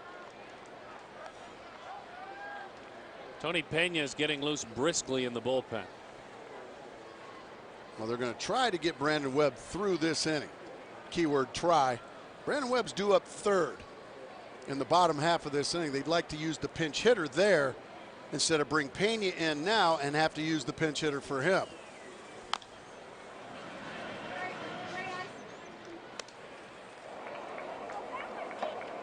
There's one of the doormen getting loose, Tony Pena.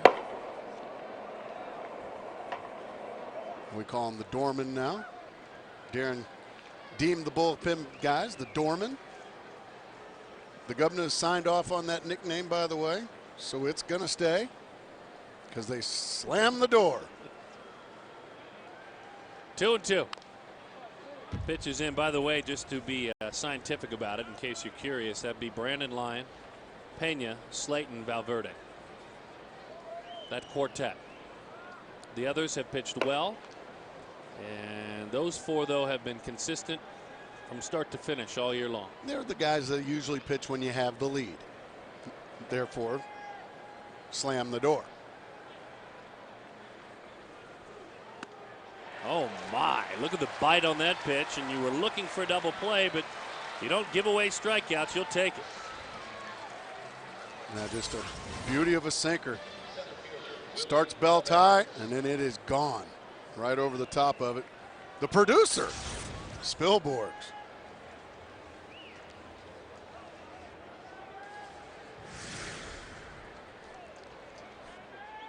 Here's Willie Taveras. Couple of infield singles for Taveras. Well, you really have to slam the door here, quote unquote, because on deck is Kaz Matsui, and he absolutely owns Brandon Webb.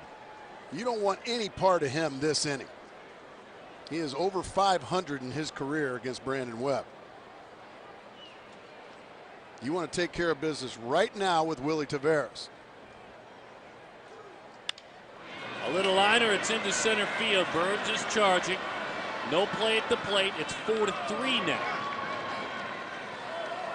Now Bob Melvin has a decision to make.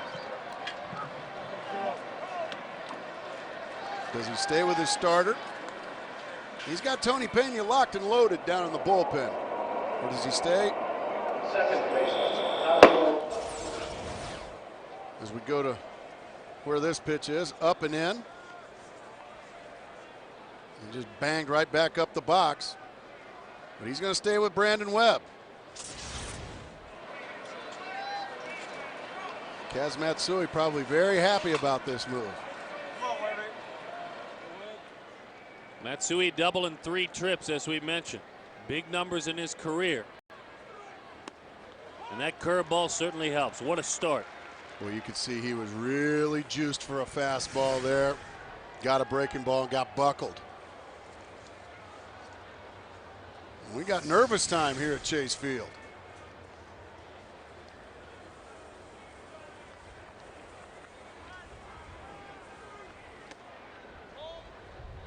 One and one the count. Got underneath that one, pushed it away.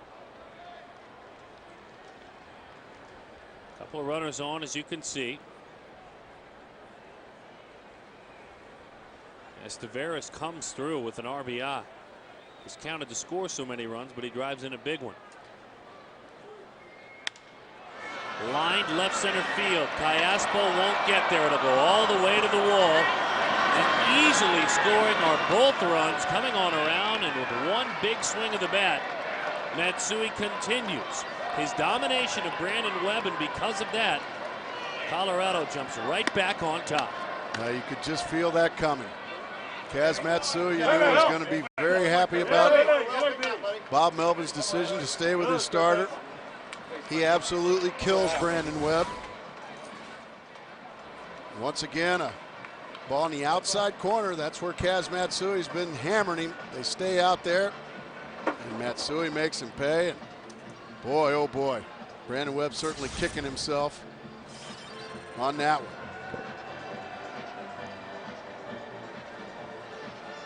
Hudson trying to talk him down just a bit, to calm him down just a bit.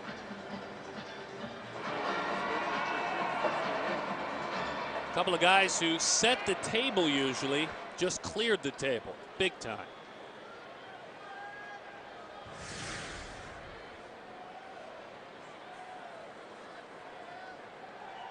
Matsui 2 for 4 tonight and 9 for 19 in his career against Brandon Webb.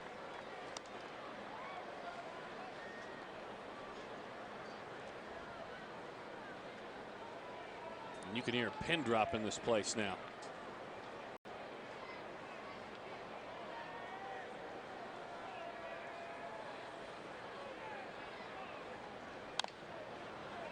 This is not a time either where you're Brandon Webb, and that's why Orlando Hudson went in and took the initiative. You can't hang your head or it's 7-4.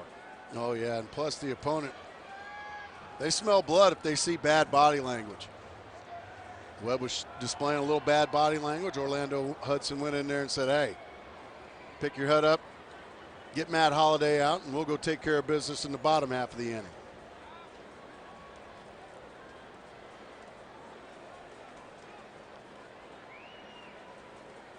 And certainly a central theme in this inning. Pitches that we might be told by Brandon were mistakes, but the Rockies doing the right things with those pitches. Going the other way. Yeah, I mean, Tulowitzki and Ionena went right back up the middle. Taveras did the same, and Matsui went the other way. Nobody that did damage pulled a baseball. It's a good approach, a smart approach.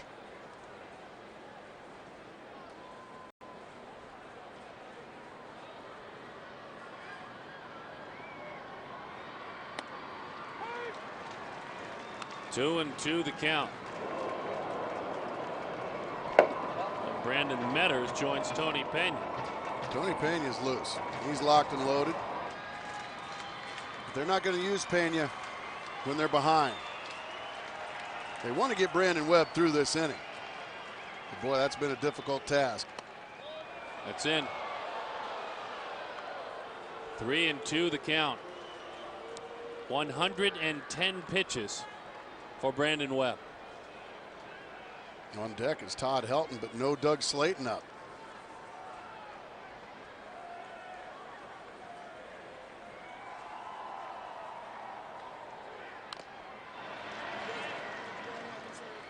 Well, the other point you could have looked for Slayton, the left-hander, was all the way back to Kaz Matsui. Because you flip him around, bat him right-handed. where he doesn't hit well at all.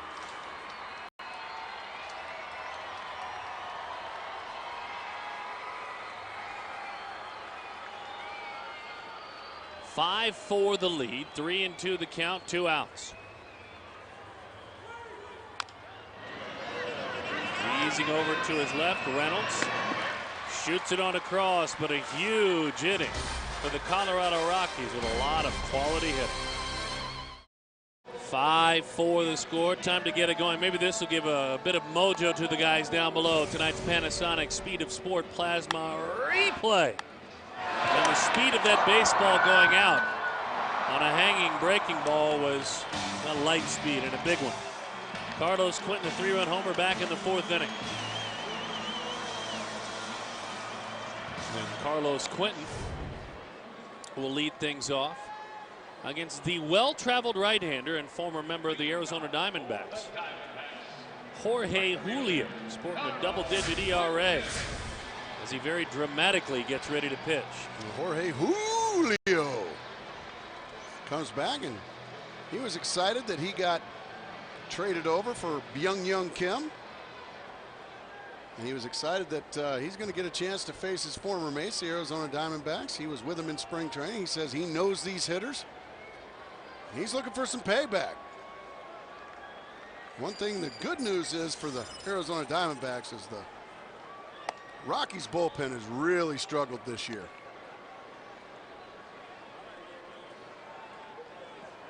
Julio settled down his last couple of outings. I mean, as horrid as that ERA is, you can focus in on a handful of outings in which, as that one goes all the way to the backstop, in which he gave up 3 or more runs. I mean, you come in relief as he did on April 17th against Houston and give up 5 earned runs as a reliever.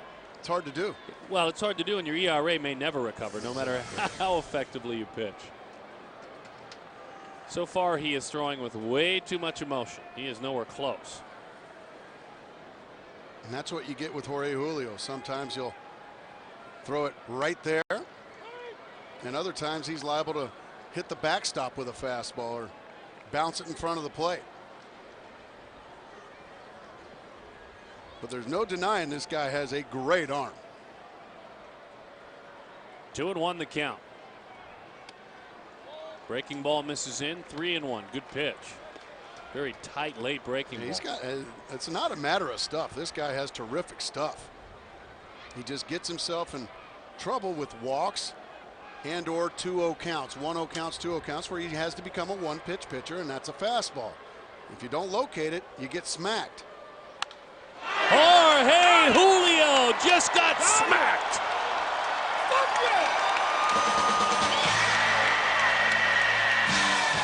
Well, welcome back to Chase Field, Jorge Julio. He didn't locate it. He got a 3-1 pitch to Carlos Quentin. Kablooey. Tie ball game.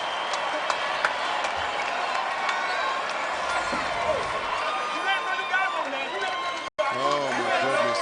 You think Carlos Quentin knew he got that one? Deep into the left field seats. Jorge Julio not happy. And he shouldn't be. First career multi-home run game, as you can see. Well, one final comment about Webb versus Cook 3. It will be a draw. Wow. Both pitchers going to get a no decision. Very disappointing. But they'll hook up again next week. You know what? No offense to either one, but thank goodness they won't. Look forward to seeing it mixed up with a few other pitches for Brandon Webb. And I would imagine Brandon Webb feels like he certainly can handle these Rockies and looks forward to facing them again, but look forward to him facing someone else. And I'm sure Brandon Webb is looking forward to facing somebody besides the Colorado Rockies. Right? They've kind of had his number. Oh, and 2 the count. That is a nasty breaking ball, Darren, and you know that. But Jorge Julio, sometimes the pitches are just too fat. Too much in the middle of the plate.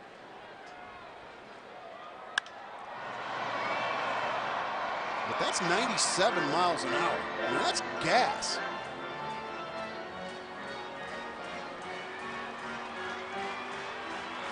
Four RBIs for Quentin, by the way. As you see the bat in the on-deck circle. And I'm going to correct myself. Brandon Webb can still win this game. Well, if this keeps up, he certainly can. These hitters are his hitters as they hit for Brandon Webb. He can still win this game. So I will correct myself. Aaron Cook cannot win this game, but Brandon Webb still can. Pretty good piece of hitting there from Chris Snyder all of a sudden. And I can gladly say the red hot Chris Snyder. He's reeling and rocking. I don't blame you, Snyder. 6 hits in 2 days, I'll say. That'll make you feel good about things. Scott Hairston is called upon to pinch hit. It initially was Miguel Montero.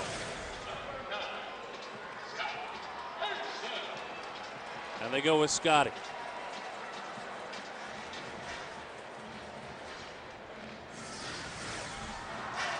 That wrist taped up a little bit. It's been bothering him. Well, it makes me wonder if, because he's not able to really swing it with much authority, that's why he's not in the lineup tonight. Kayaspo is. Makes me wonder if he's up there to pinch bunt. That's what I would think. But Scott Hairston's not really a guy that has done a lot of bunting in his minor league career. He's always been a run producer, a guy that you bunted to set up. Guys like Scott Hairston. Well, let's see if he's bunting or if he's swinging away. He's swinging away. Chris Young, by the way, battling that groin injury, will be available, according to his manager, to start here in 2 days. So he won't start tomorrow, but that's another guy that's available to pinch hit. I mean, he can pinch hit Chris Young. Micah Owings, Levon Hernandez. They can hit.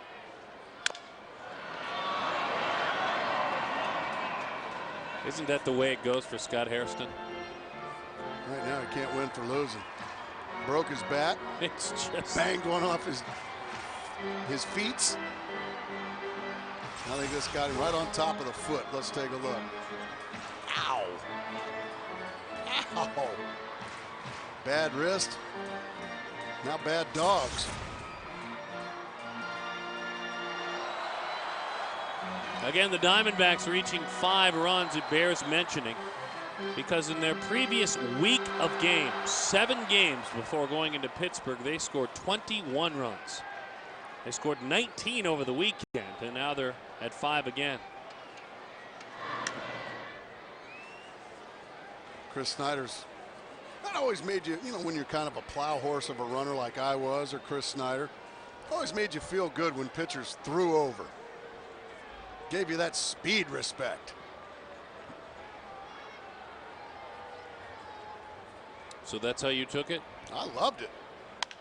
That is a foul ball. Just foul off the bat of Hairston.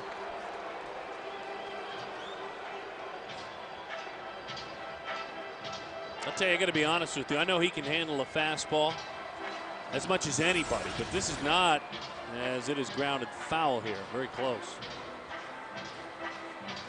This is not a time in the Rockies, and they know this with their research. I'd throw him fastballs right now with where his wrist is. Not a hanging breaking ball. I mean, that breaking ball sped his bat right up, and he nearly did some damage. Well, let's see. I think they might have a lesson learned here. Go back to the fastball away. Started away and ran in. Jorge Julio, just, with a guy with his arm, his stuff, it just makes you wonder how he can get kicked around like he has this year and like he has in the past. This guy was a closer with the Baltimore Orioles up until the last couple of 3 years.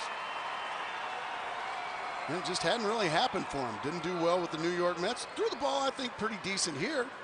There just wasn't enough room for him in the Diamondbacks bullpen. Got cuffed around big time for the Florida Marlins early this year. Came over here. And has done a pretty decent job with the Rockies, but not tonight. A home run Now a base hit, and he's in a mess.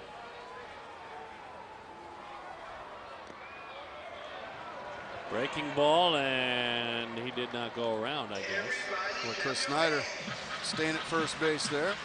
That was a pretty good opportunity to take second base.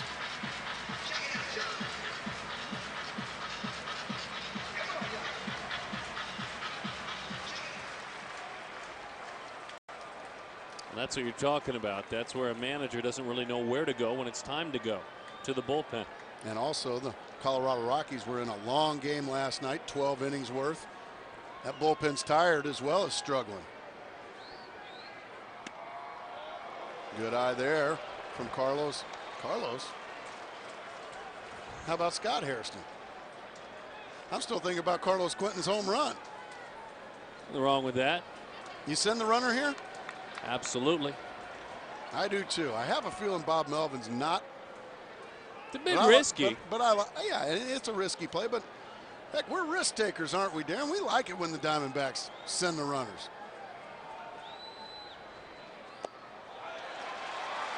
That'll help. And Jorge Julio is living his career right in front of our very eyes in this single inning. And Clint Hurdle has said, 3 batters is enough for you, Mr. Jorge Julio. He's going to remove him from the game, and Jorge Julio none too pleased. So he is done. Jeremy Affeldt comes on. Bernsey this year has struggled against lefties, but in his career, he has owned them. Tight ball game, 5-5, a couple of runners on, and if those 2 runs scored, it wouldn't be any big surprise for the Diamondbacks. For a club that is young, they have played an awful lot of close games and won an awful lot of close games. But the keys that we talked about in our open are very important in that. Got to have good starting pitching, got to have a good bullpen to win close games. Jeremy Affeldt goes to work against Eric Burns. You bunting here or swinging here, Darren? I'm swinging. They're looking for the bunt. That's where you and I differ. Lifted left field. Holiday going back. They draw the throw, and a bunt would have moved the runners up. Instead, they went for it. Explain your side, please, sir. Well, I just think that in the bottom of the 7th inning of a tie game, 1st and 2nd, I'm a bunt guy right there.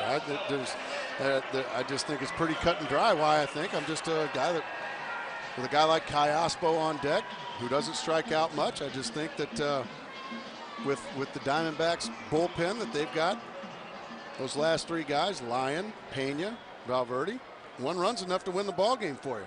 You're right. That's where you and I might differ right there. You might be thinking big inning where, let's get 3 runs or something like that.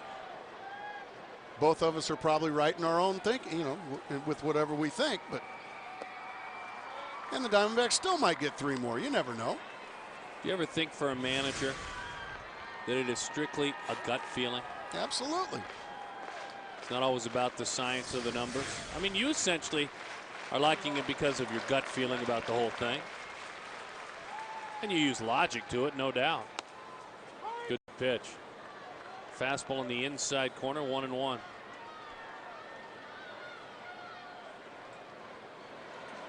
But you move those runners over to second and third, a fly ball. And it wasn't anything because Eric Burns was up. Everybody knows Eric Burns having a terrific year. But even your better hitters, I think, sometimes they have to bunt. 2-1 to count.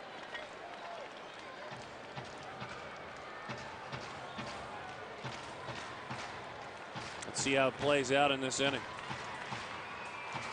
Kai Ospo, maybe it's good that he is not seeing a sinker baller out there, because he has attempted to pull all night tonight. Batting from the other side of the batter's box. Cook, and grounded out every time.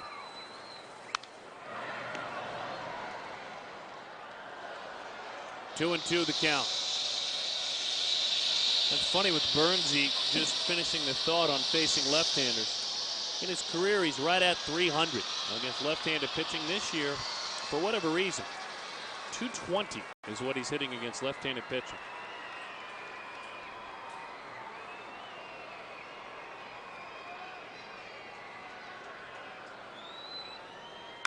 Breaking ball, and just like that, the inning's over.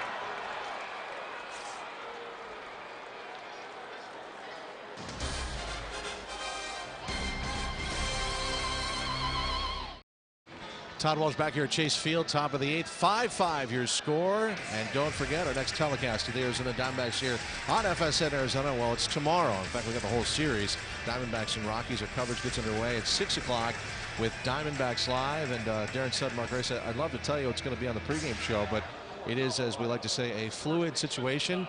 And that will all depend on what happens, I'd say in the next half hour, 45 minutes. But we'll see tomorrow at 6. All right, partner. Can we help you with it at all? You just paint that picture for me, Darren. Okay. He is Rembrandt.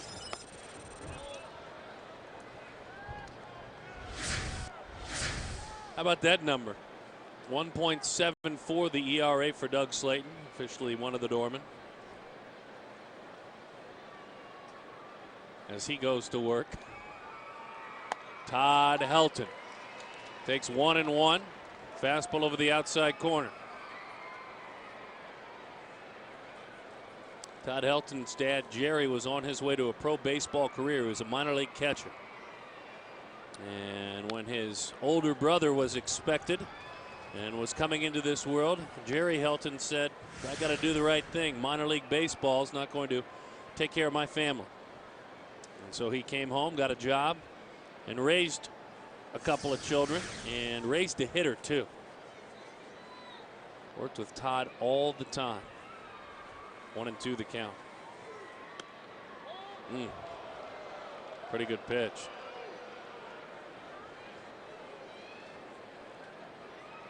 It's an interesting story. Stand-up guy, Jerry Helton. Benji Molina's father the same way. The Giants catcher Benjamin Molina, an outstanding infielder, one of the greatest amateur infielders in Puerto Rican baseball history. But the family started a little earlier than he thought. There was a surprise. Benji was the one that was coming along, and his dad worked for years at a Westinghouse factory, and now his 3 sons have taken care of that. I think so, and then some. Gas!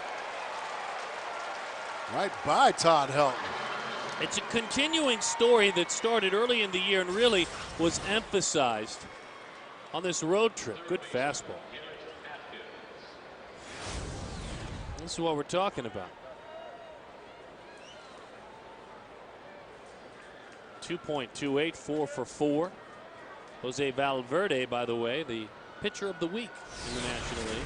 Congratulations to the big fella out there closing the door for the Diamondbacks, Jose Valverde. But another guy that's not, 2 guys not listed on there, Slayton and Tony Pena, have been terrific this year as well.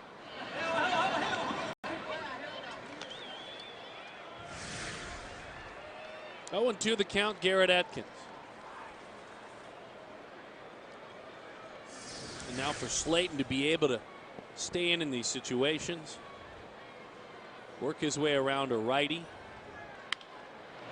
As that slider is grounded foul, so that he can stay in there and take care of Haup, who waits on deck.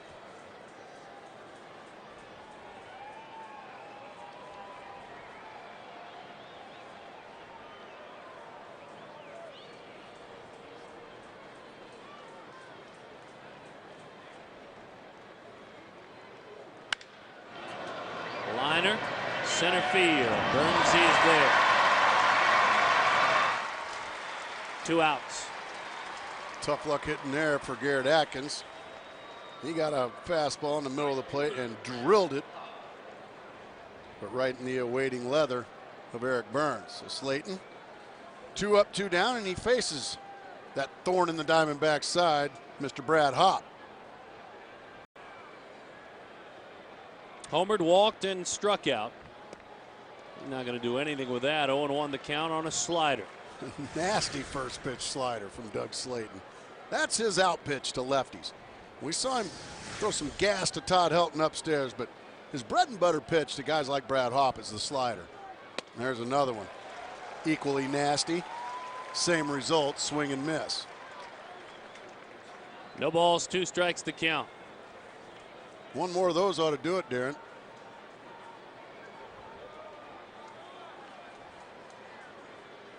He shakes for effect. He wanted to throw the slider the whole time. Good evening. You might be knocking, but you can't come in. The door is officially closed. The doorman. D-backs baseball in FSN Arizona is presented by U.S. Airways. Get more than a low fare with U.S. Airways. Come fly with us. And by Corona, official sponsor of the timeout. Orlando Hudson right away gets it going, gets it over the head of Willie Taveras. He's firing on around toward third. Orlando, a triple! That's how you break out of a slump, Mr. Sutton.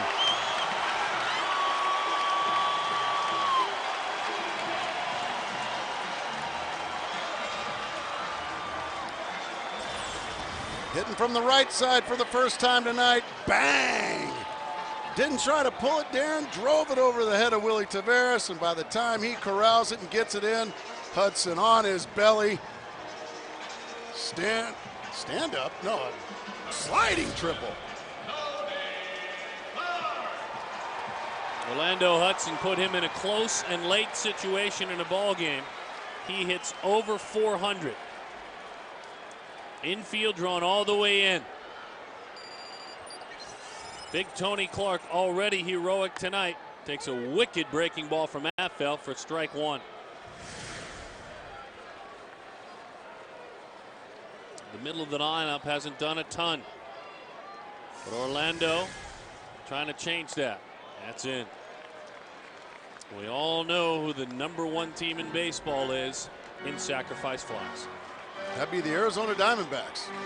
They've got 22 on the year as we speak. Far and away leading the majors. Infield in on the grass. Good Inside pitch. corner, 1-2. Good pitch. Busted right in on the belly button of Tony Clark. Nothing he can do with that one.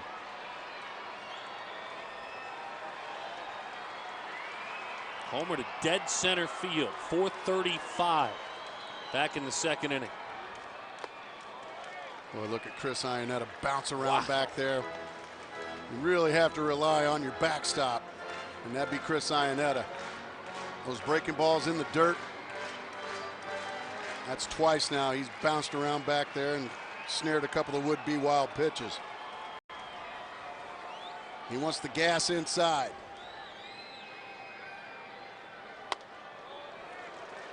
A little too far inside. 3-2 the count. Mark Reynolds waits on deck.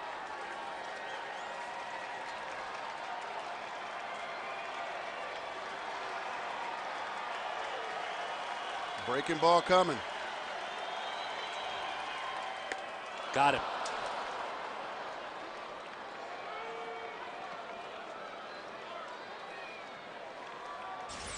Now Tony Clark's looking for a fastball. 3-2. He got a breaking ball, and that was a beauty.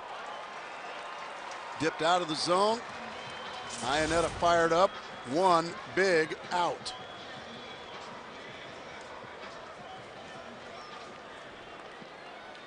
'23-year-old Mark Reynolds has struck out, doubled and grounded out, and he won't get any chance at all.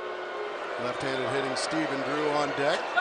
That's not going to bother Stephen Drew. That's fine by me, that decision. Stephen Drew, even though he's left-handed and Affel being a left-handed pitcher, Stephen Drew has been much better against the left-handers than he has against the right-handers this year.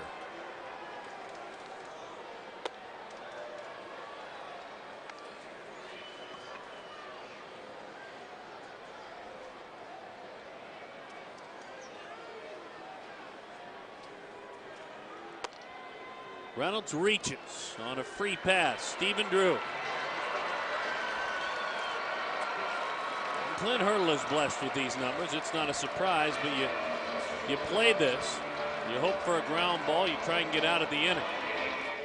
But Stephen Drew in his career against left-handed pitching, dating back to last year, hits .310. Against right-handed pitching, .275. That's this season. And he's even better if you include last year.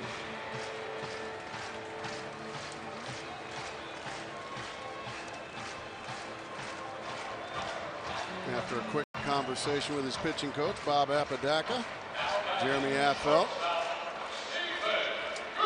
going to lock and load that very gifted left-handed arm of his and take his chances with Stephen Drew. Orlando Hudson tripled to lead off this inning. After a strikeout, Mark Reynolds was walked. It was April 25th that Stephen Drew won a ball game with a home run. And he did it in very dramatic fashion against Trevor Hoffman.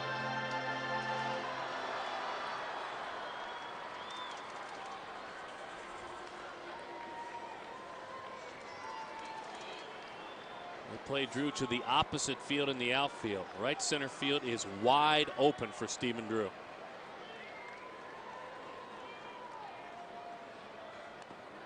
And again, Iannetta shows his wares. Well, he is a wall back there. What a good play that was by the young catcher. Once again. Stephen Drew got a large hole to hit through on the right side of the infield with Todd Helton holding on Mark Reynolds.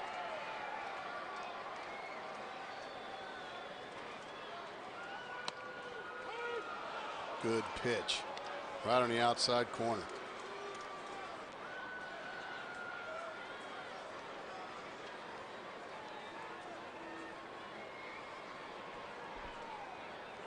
Affeldt giving himself a pep talk as he gets ready and takes the sign. That's low, but not by much.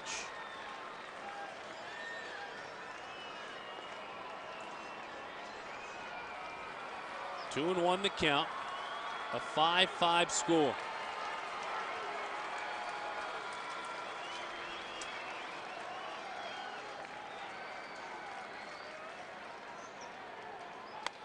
Breaking ball, a dandy. It's 2-2, painting the outside corner. Boy, just when you think Affeldt's got to throw a fastball, he breaks out his best breaking ball of the evening. 2-2. Now Stephen Drew has no idea what's coming. He's going to have to really battle here to get the job done. And a nice take. Laid off a tough breaking ball there. I think he was so fooled he took it. I send the runner here, Darren. I try to stay out of a double play.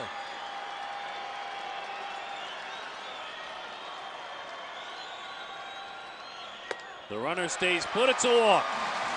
And the bases are loaded. Good at bat there by Stephen Drew.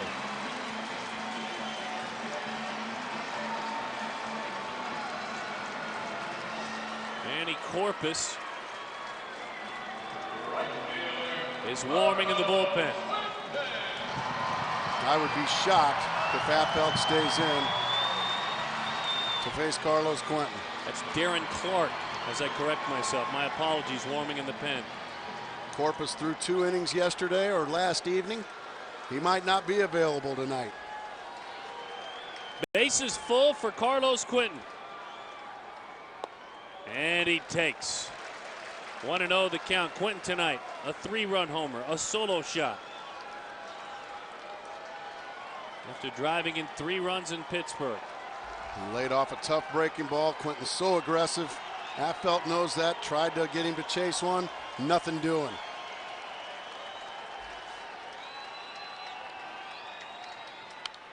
Oh, he got the fastball he wanted there, Darren. Fouled it straight back. Boy, he was right on that. I mean, right down the middle. Oh, he can't believe it. Doggone it, he says to himself. And right here, you don't need a home run. You just need some good, solid contact somewhere. The 1-1. High drive, center field and deep. Taveras going back. He's got room, but tagging and coming home with the go-ahead run, Orlando Hudson. Have a night, young man, number 7. Look at that dugout, fired up.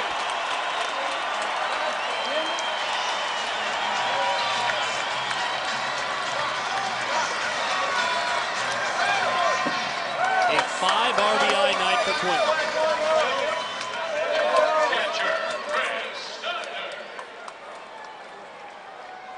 And he just missed a grand slam. Yeah, but he made the solid contact. That's what we're talking about. Sac fly number 23.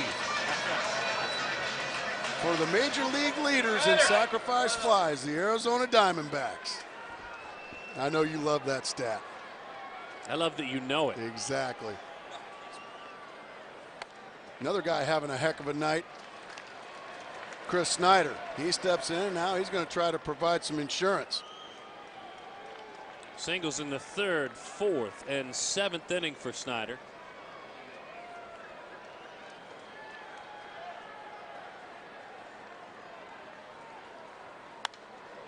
Oh, he got a good pitch to hit.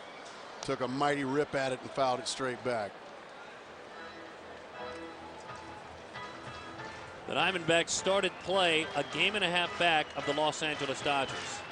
At Dodger Stadium, they are getting help from the Milwaukee Brewers, where the Brewers lead 8-0 in the 6th inning over LA.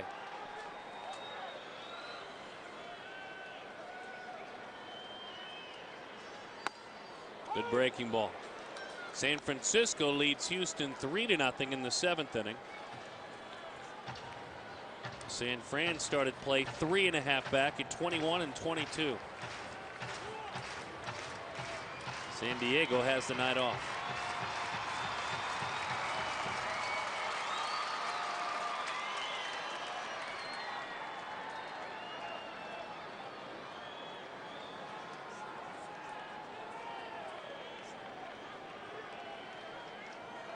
One and two the count. Well, he was not even a half step off that bag. A lot of times with 2 strikes and 1st and 3rd situation with 2 outs, you might try a little double steal. Send the runner. Try to sneak that guy in from 3rd base. Half out the throw over. And nothing doing from Drew.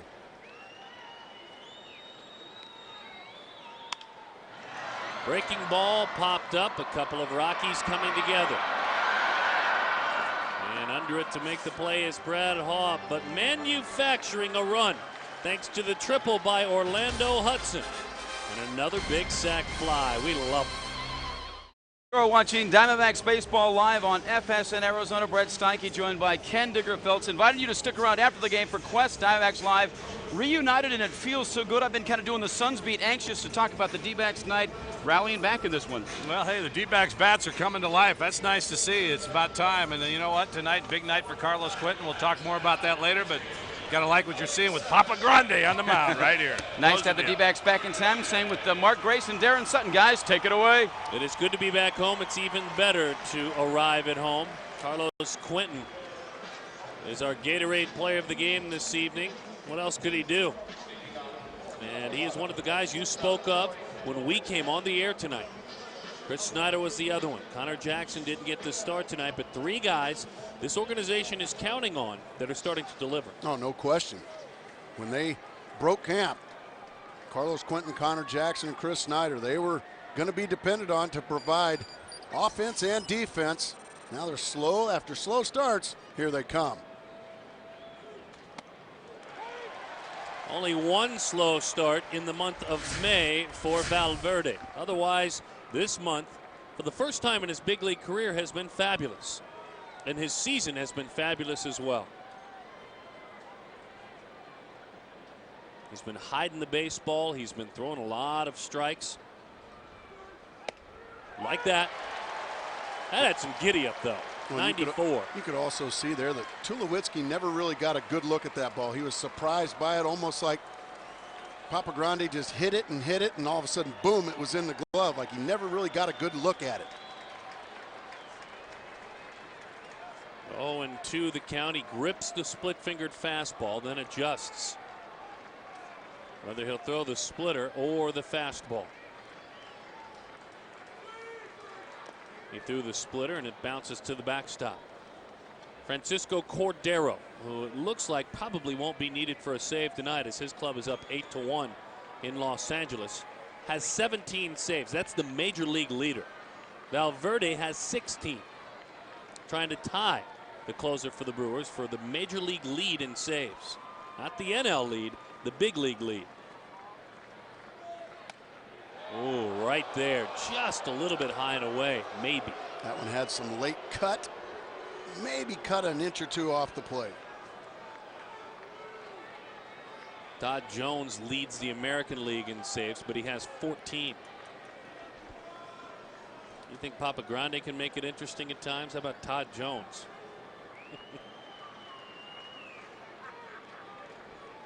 2-2.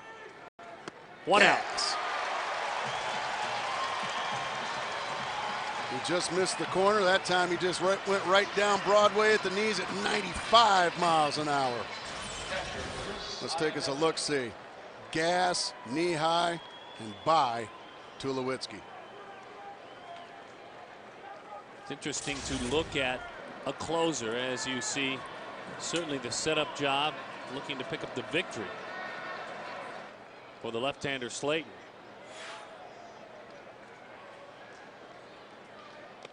Valverde this year per inning throws about 18 pitches. You know, he can make it interesting at times. He's had several where he has gone over 20 in an outing to pick up a save. But in his last 2 saves, he has thrown a total of 14 pitches. 4 and then 10. 4 and then 10 in Pittsburgh. He's doing a lot of that right there, getting decisions. Well, a lot of times, the right thing to do when you're down a run against the closer, especially one that every once in a while can get a little wacky out there like Jose Valverde, you take a strike. And that's exactly what the Rockies are doing tonight. And strike one is so important to the big fella. High pop. Shallow center. Drew racing back. Burns coming in. 2 outs. It's all about the bullpen to wrap this up, but of course it started with our tail of the tape. Cook, Webb, 3. And I would imagine both would say I could have been a little bit better. It went as a draw tonight for the 2 starters. They provided a good fight, an entertaining fight for the Arizona crowd.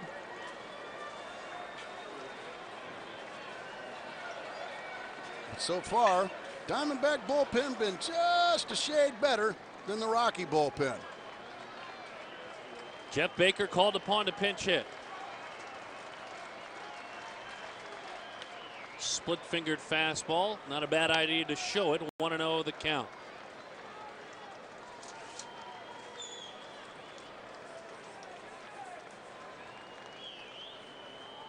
Baker 4 for 12 this year against the Diamondbacks with a homer on opening day. Outside 2-0.